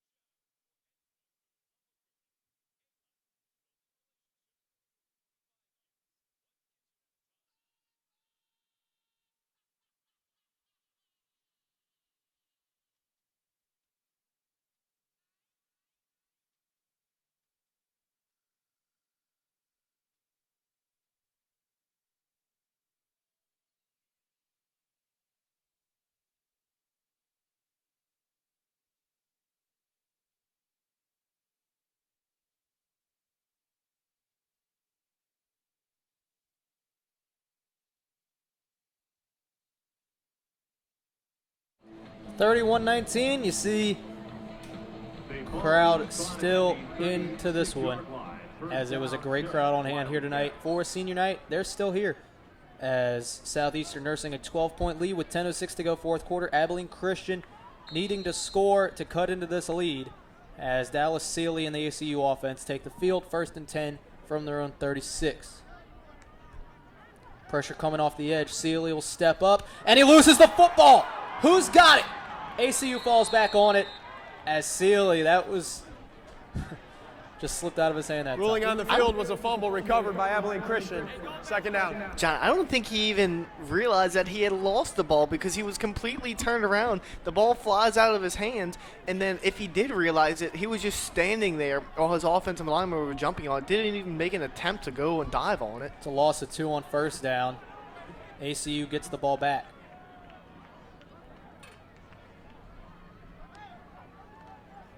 Play action. Sealy over the middle, incomplete. Fink wanted a flag. He didn't get it. Braylon Thorns on the coverage, and it is quickly 3rd and 12. ACU has really become one-dimensional. I mean, not just in the pass game, but it seems they go to Josh Fink so much. I mean, there are only they've hit 10 different guys tonight, but only 3 of them have more than 2 catches. Fink with 102 yards, but other than that, the leading receiver is Haynes with just 28 yards. So they're relying on Fink so much tonight in the pass game. 3rd and 12. Sealy wanting to set up the screen, and he does. And it will be short. Jeff Williams, the second, makes the stop as Adrian Duncan could not get enough for the 1st down, and the punt team quickly back on for Abilene Christian. Time starting to run out on the Wildcats. 9 minutes to play 4th quarter. Well, that's a really bad place that ACU is in now. This is really 4-down territory at this point, but they can't go for it because of how close the Lions are to the other end zone. So they've got to punt it away, but either way, they're in a very bad spot right now. Austin Kilcullen on to punt. Wobbly punt, and Tillman will let this one bounce. And it'll be down by Hunter Lees inside the 30 as Javon Tillman had to come in to take over punt return duties now that Torrance Mosley's out of the game, as a flag is down on the far sideline. And here is the call. Right after a meeting occurs at midfield.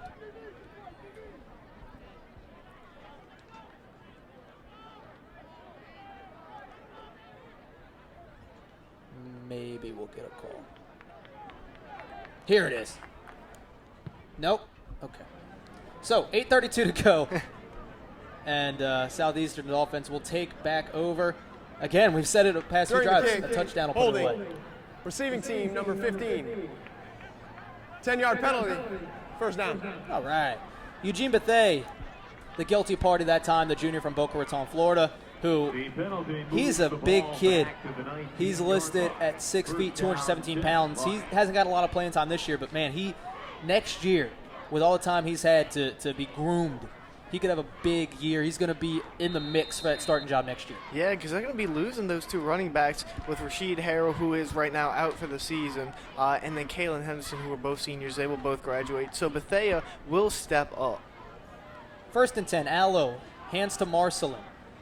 Marcelin makes a man miss. Foot race, and he'll fall forward for a 1st down. Sneaking past Sam Denmark to the 35, and it's a 1st down. A gain of 16 on the carry. Marcelin has really come on strong after an extremely, almost surprisingly slow start to the season.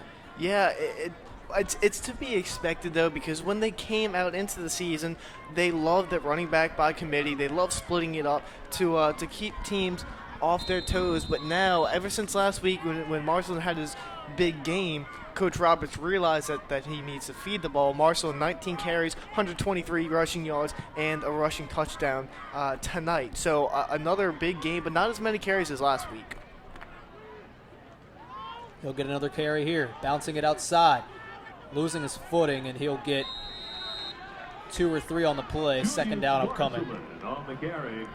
Number 31, DJ Arnold, who we've said his name a lot tonight. Sometimes it's been good, sometimes it's been bad. That time he makes the stop. Yeah, well, that's how it goes sometimes with players. I mean, They're hot, they're cold, they make mistakes, they don't make mistakes, they make big plays. So, you know, I'm surprised at how many times the Lions have thrown the ball tonight, John. 33 passes from an injured Allo tonight. Has not looked it for the most part. 2nd and 7. Marcelin one more time. Abilene Christian was not fooled as big number 92, Dante Hibbert, got there first. One run too many, and it is 3rd down and 8. A loss of 1 on 2nd down. Well, your offense becomes predictable at this point in the game. 7 minutes left in the game in the 4th quarter. The Lions just trying to run out the clock, run the ball. They got Marcelin. They got a really good running back. So ACU knows what to expect. But this is where you can try something a little different, you know. Maybe try a play action. You see them back there and gun right here. Maybe go with a pass just to hit ACU off guard. 4 wide on 3rd and 8. Over the middle, Allo sliding catch. 1st down, Southeastern, J.J. Connor. Ruling on the field is a catch for a 1st down. John, that's a great play right there. They get the 1st down. They go with the pass. So now they will take up more time off the clock. And each second that ticks off, the situation just looks bleaker and bleaker for the Wildcats. So down to 6.5 minutes to play 4th quarter. Another fresh set of downs for the Lions. Allo with Marcelin alongside. Handoff Marcelin. And he'll be gobbled up after a gain of 1. You know, we talked about Eugene Bethea a little early. I know that they want to give Marcelin the ball, and they should. But I'm surprised Bethea hasn't gotten in the game too much. I mean, last week he did run for 70 yards. Granted, he came in at the end of the game, but he still had a good performance. So, you know, it's okay to switch it up and take Marcelin off the field sometimes, give him some breathers, and do bring in some different packages, different formations, and substitution packages. Kalen Henderson will spell Marcelin. Play action to Henderson. Pump fake. Allo down the sideline. Jawan Rogers. What a catch! A flag flies, and it will go against ACU, it would appear. What a catch from Rogers on the sideline, and it will go against Jawan Rogers. The pass interference call. That's really unfortunate. A great effort by Rogers. Who would have saw him being such a big factor in the pass game tonight? Pass interference. Offense, number 27. 15 yards from the previous spot. Replay, 2nd down. Well, the crowd here at Strawberry Stadium disagrees with it, but the referees call a push-off against Rogers. So instead of a 1st down inside the Abilene 30, Lions will play a 2nd down and 24. You can see the crowd there does not agree.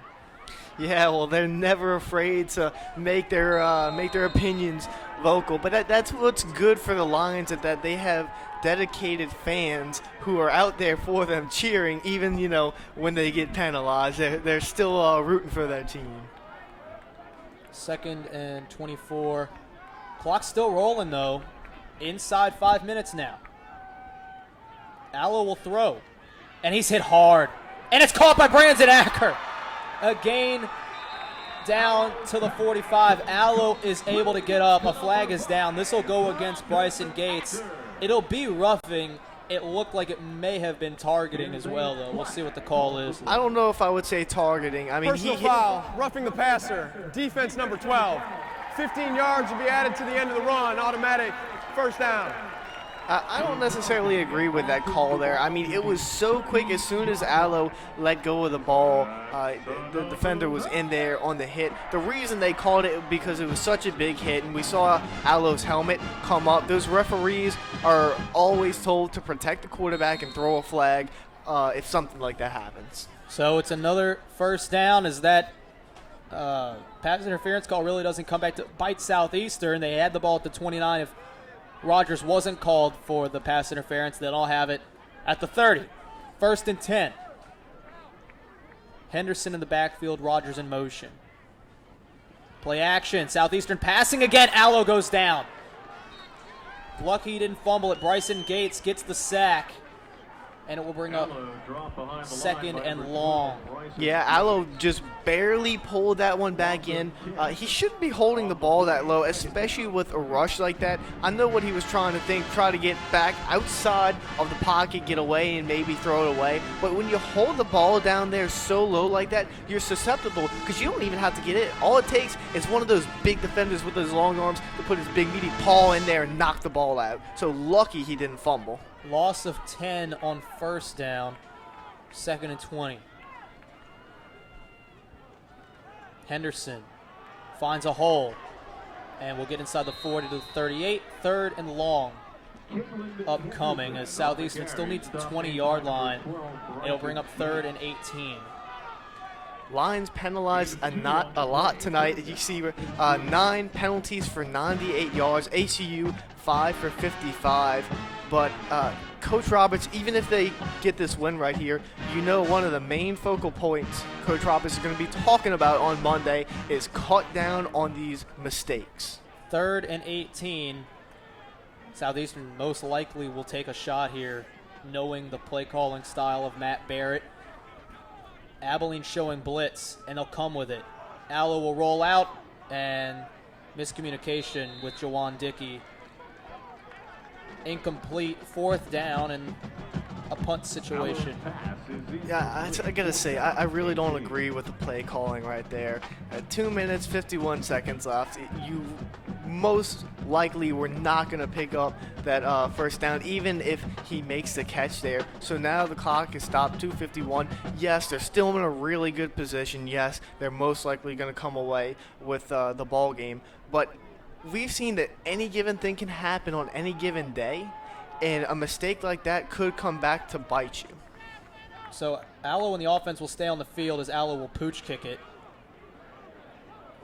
Puts a lot on this one, and Jawan Dickey is unable to get to it as it rolls into the end zone for a touchback, and the ball will come out to the 20. So Abilene, again, stays alive for the time being, and when we come back, they will look to keep the heartbeat alive. 2:44 to go. The Wildcats trail by 12. It's 31-19. Southeastern over Abilene Christian on the Southeastern channel.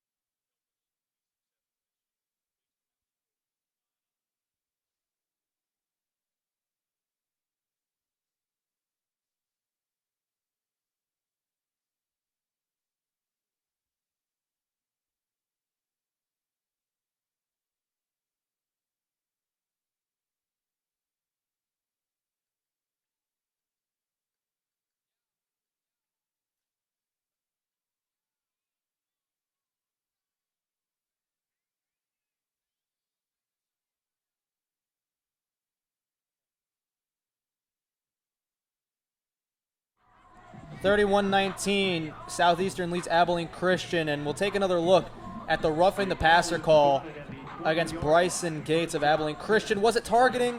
You be the judge. So, Brandon Acker was able to haul it in, and Southeastern kept the drive going, but it did sputter out, and Abilene Christian will have one last chance. I've said it the last few drives, but 2:44 to go. Dallas Silly looks to keep the drive alive.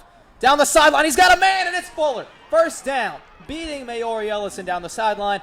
Just like that, the Wildcats are in business. And, John, that is Fuller's second catch of the game, his first catch since the first quarter. So it's disparaging to me to see that they haven't gone to Fuller this much. For wideout set, 2:30 to go. Sealy stepping up in the pocket, and he will escape and slide down at the 45. after a gain of 3. Tell you what, Sealy's really lucky he hit the ground because Seegers was fixing to take his head off on that one. That would have been a very, very bad play had Seegers had come in contact with Sealy. 2 minutes to play now.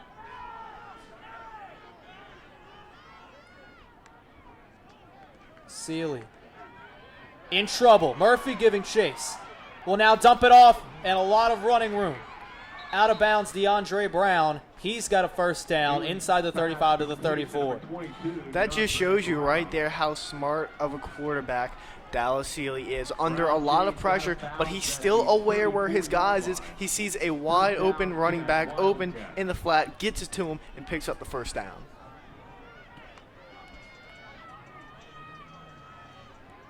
Minute 47 to play. 2 timeouts remaining for Abilene Christian. Ball at 34.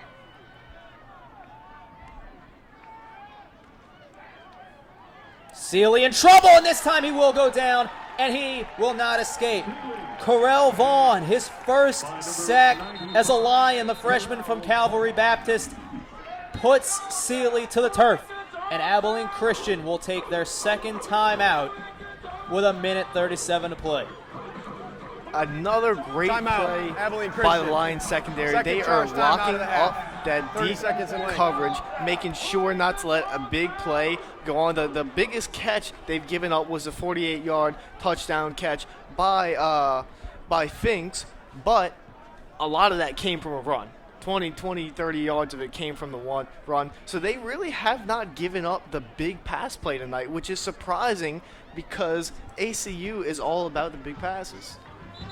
DJ Fuller in the Abilene Christian huddle is visibly frustrated, trying to walk away from the huddle. And he is having a lot of words with his quarterback, and now is getting chewed out by his head coach, Ken Collins.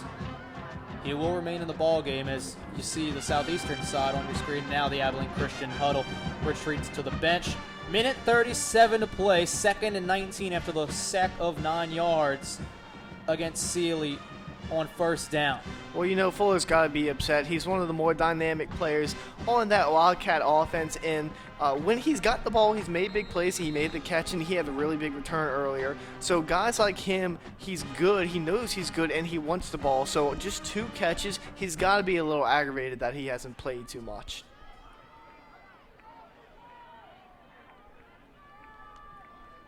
Sealy in trouble again. Will dump it off. Fuller needs a block and gets it. And he will run out of bounds as a flag will fly in. They will most likely call a block in the back, as Maori Ellison is a little slow to get up, but he will, as Fuller would have had first down yardage or close to it. Yeah, that's going to be on Vasquez Haynes there, the receiver. I mean, clear, intentional block in the back. Just wasn't pretty at all. They're going to move that back, and I know he was trying to do good, but all that's going to do is hurt your team, push them back, and at this point, it's looking desperate for the Wildcats. There is no foul for a block in the back. Result of the play will be 3rd down. Wow, so they pick it up. So it will now be 3rd and short following the completion to Fuller. They'll mark it at 3rd and 3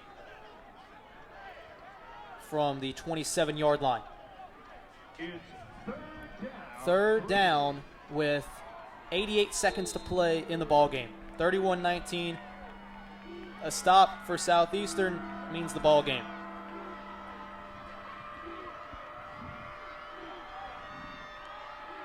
Pressure coming off the edge. Sealy will step up, dump it off. He's hit as he throws, and it's incomplete. Sean Clavel got pressure on Sealy, and it's 4th and your ball game, folks. Well, ACU, they're feeling frustrated right now. They're feeling really pressured. What they need to do is try to calm down that temperament and work on the problem right now, which is getting the first down. If they don't get the first down, it's game over. If they pick it up, hey, they're still technically alive. There's still hope. So right now, just do a small little in and out route, find someone, get them open, and get the first down. 4th and your ball game. Sealy will drop, and a flag flies Most likely false start against Abilene Christian. And John, that's a killer because now you have to completely change your play on a 4th down like this. Prior to the snap, false start. Offense, number 55. 5-yard penalty, 4th down. Brandon Nickum, the Game clock 6'6". operator, please reset the game clock to 124. Thank you. The game clock already was at 124, but we're going to reset it anyway. Brandon Nickum, the 6'6", 285-pound junior, a transfer from Troy with the false start. 4th and 8 from the 32. The Wildcats need the 24 to stay alive. Sealy with a 4-wide set. Straight drop. Throw to the outside. What a throw and what a catch on the sideline. That was DJ Fuller keeping the Wildcats alive for the time being on a beautiful throw from Dallas Sealy. Well, yeah, it was a great throw, but a great adjustment, an even better adjustment from DJ Fuller. Always being aware of the ball, turns around at the perfect point and makes the catch. Timeout. Southeastern, first charge, 30 seconds in length. Southeastern did not have the correct personnel on the field, so we'll keep it here. Minute 15 to play now, as teams will take a 30-second timeout. Look at DJ Fuller.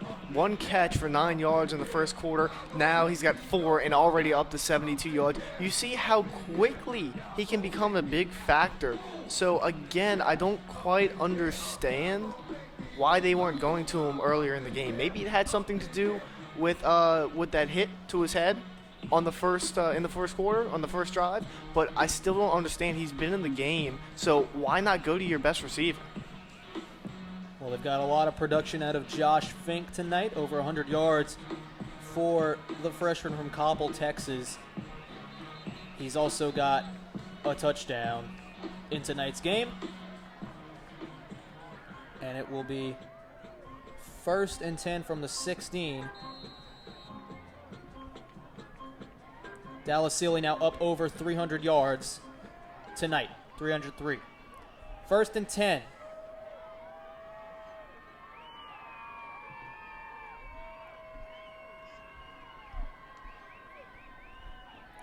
Sealy over the middle, and it's dropped by Lee Spite as well as Deshaun Qualls. Pass thrown behind Qualls, and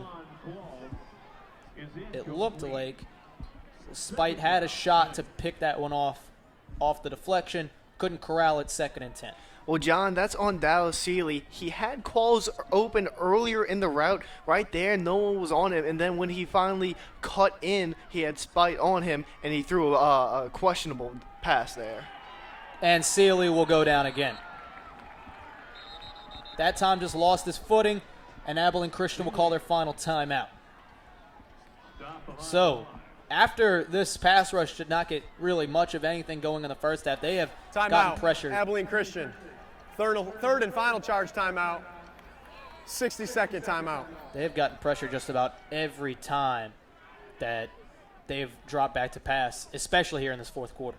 Well, what's really impressive about it is that the pass rush has been able to get better without their best pass rusher. You know, Siona Tahuma being ejected, but this defense has rallied and are able to put so much pressure, especially on this drive.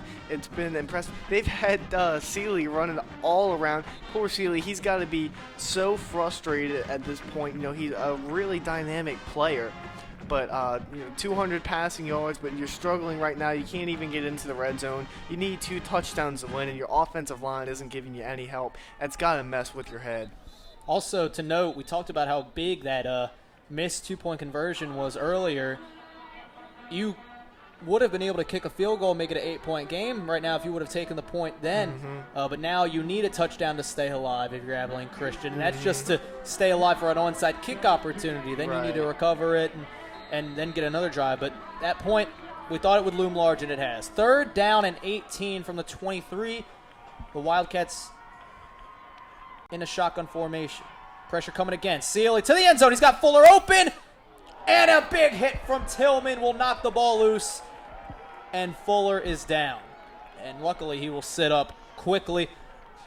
Javon Tillman doing his job back there at the safety position, able to knock that ball away at the last minute. And for the second time on this drive, Abilene Christian will face a 4th down and the ball game. And their season. Yeah, this is it for ACU. If they can't convert right here, then it is all over for them. So, 4th and 18. Need a miracle. Most likely going end zone here. Sealy steps up, throw over the middle is incomplete. Looking for Josh Fink.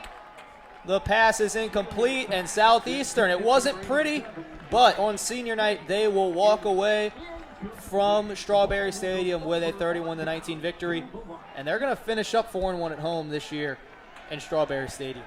Well, they've been really well. They've been really good at home this year, but for them to be able to come away with a win at home on senior night for these guys, it's got to be amazing. I could only imagine being one of those seniors being out there after the game, realizing, yes, you will never play on this field again, but you'll be able to go home and tell your kids one day and your grandkids that, hey, I played on that Southeastern field, and my last game, we came away with a win. Allo will line up in the gun. Abilene Christian can no longer stop the clock. Handoff Kalen Henderson. He'll hurdle a defender and fall forward. And one more snap will need to be taken to put this one in the book. So Southeastern will improve to 6-4, 6-2 in the Southland Conference. Abilene Christian, they started the season 0-7. Were able to win 2 of the last 3 coming into tonight, but they will finish their season with a record of 2-9 overall, 2-7 in the Southland Conference. But they are a pesky bunch. They are going to be one of those teams that might not compete for a championship the next few years, but they're going to be able to pull those upsets and keep a few teams from winning a championship, especially next year when they can compete for it. Yeah, there's a lot to be excited about for Abilene Christian, but the biggest disheartening thing for that team right now is after this loss, they still have not won a road game since 2014. Right now, they are on their biggest road losing streak since 1992 when they lost 16 straight road games. So that's something they're definitely going to have to work on in the future.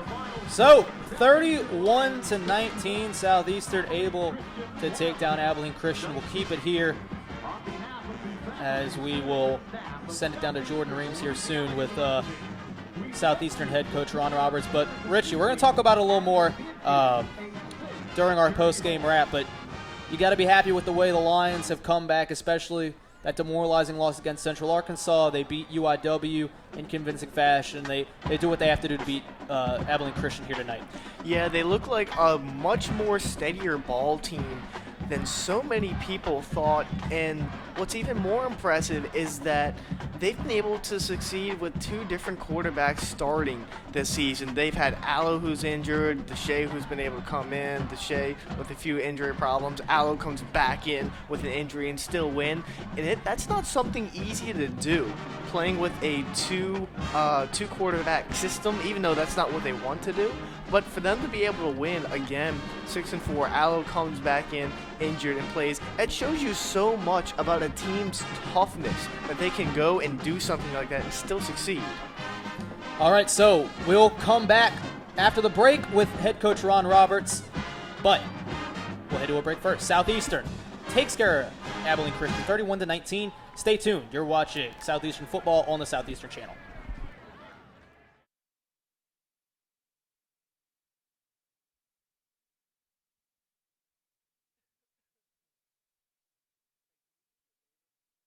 Find out if Nicholls State lost.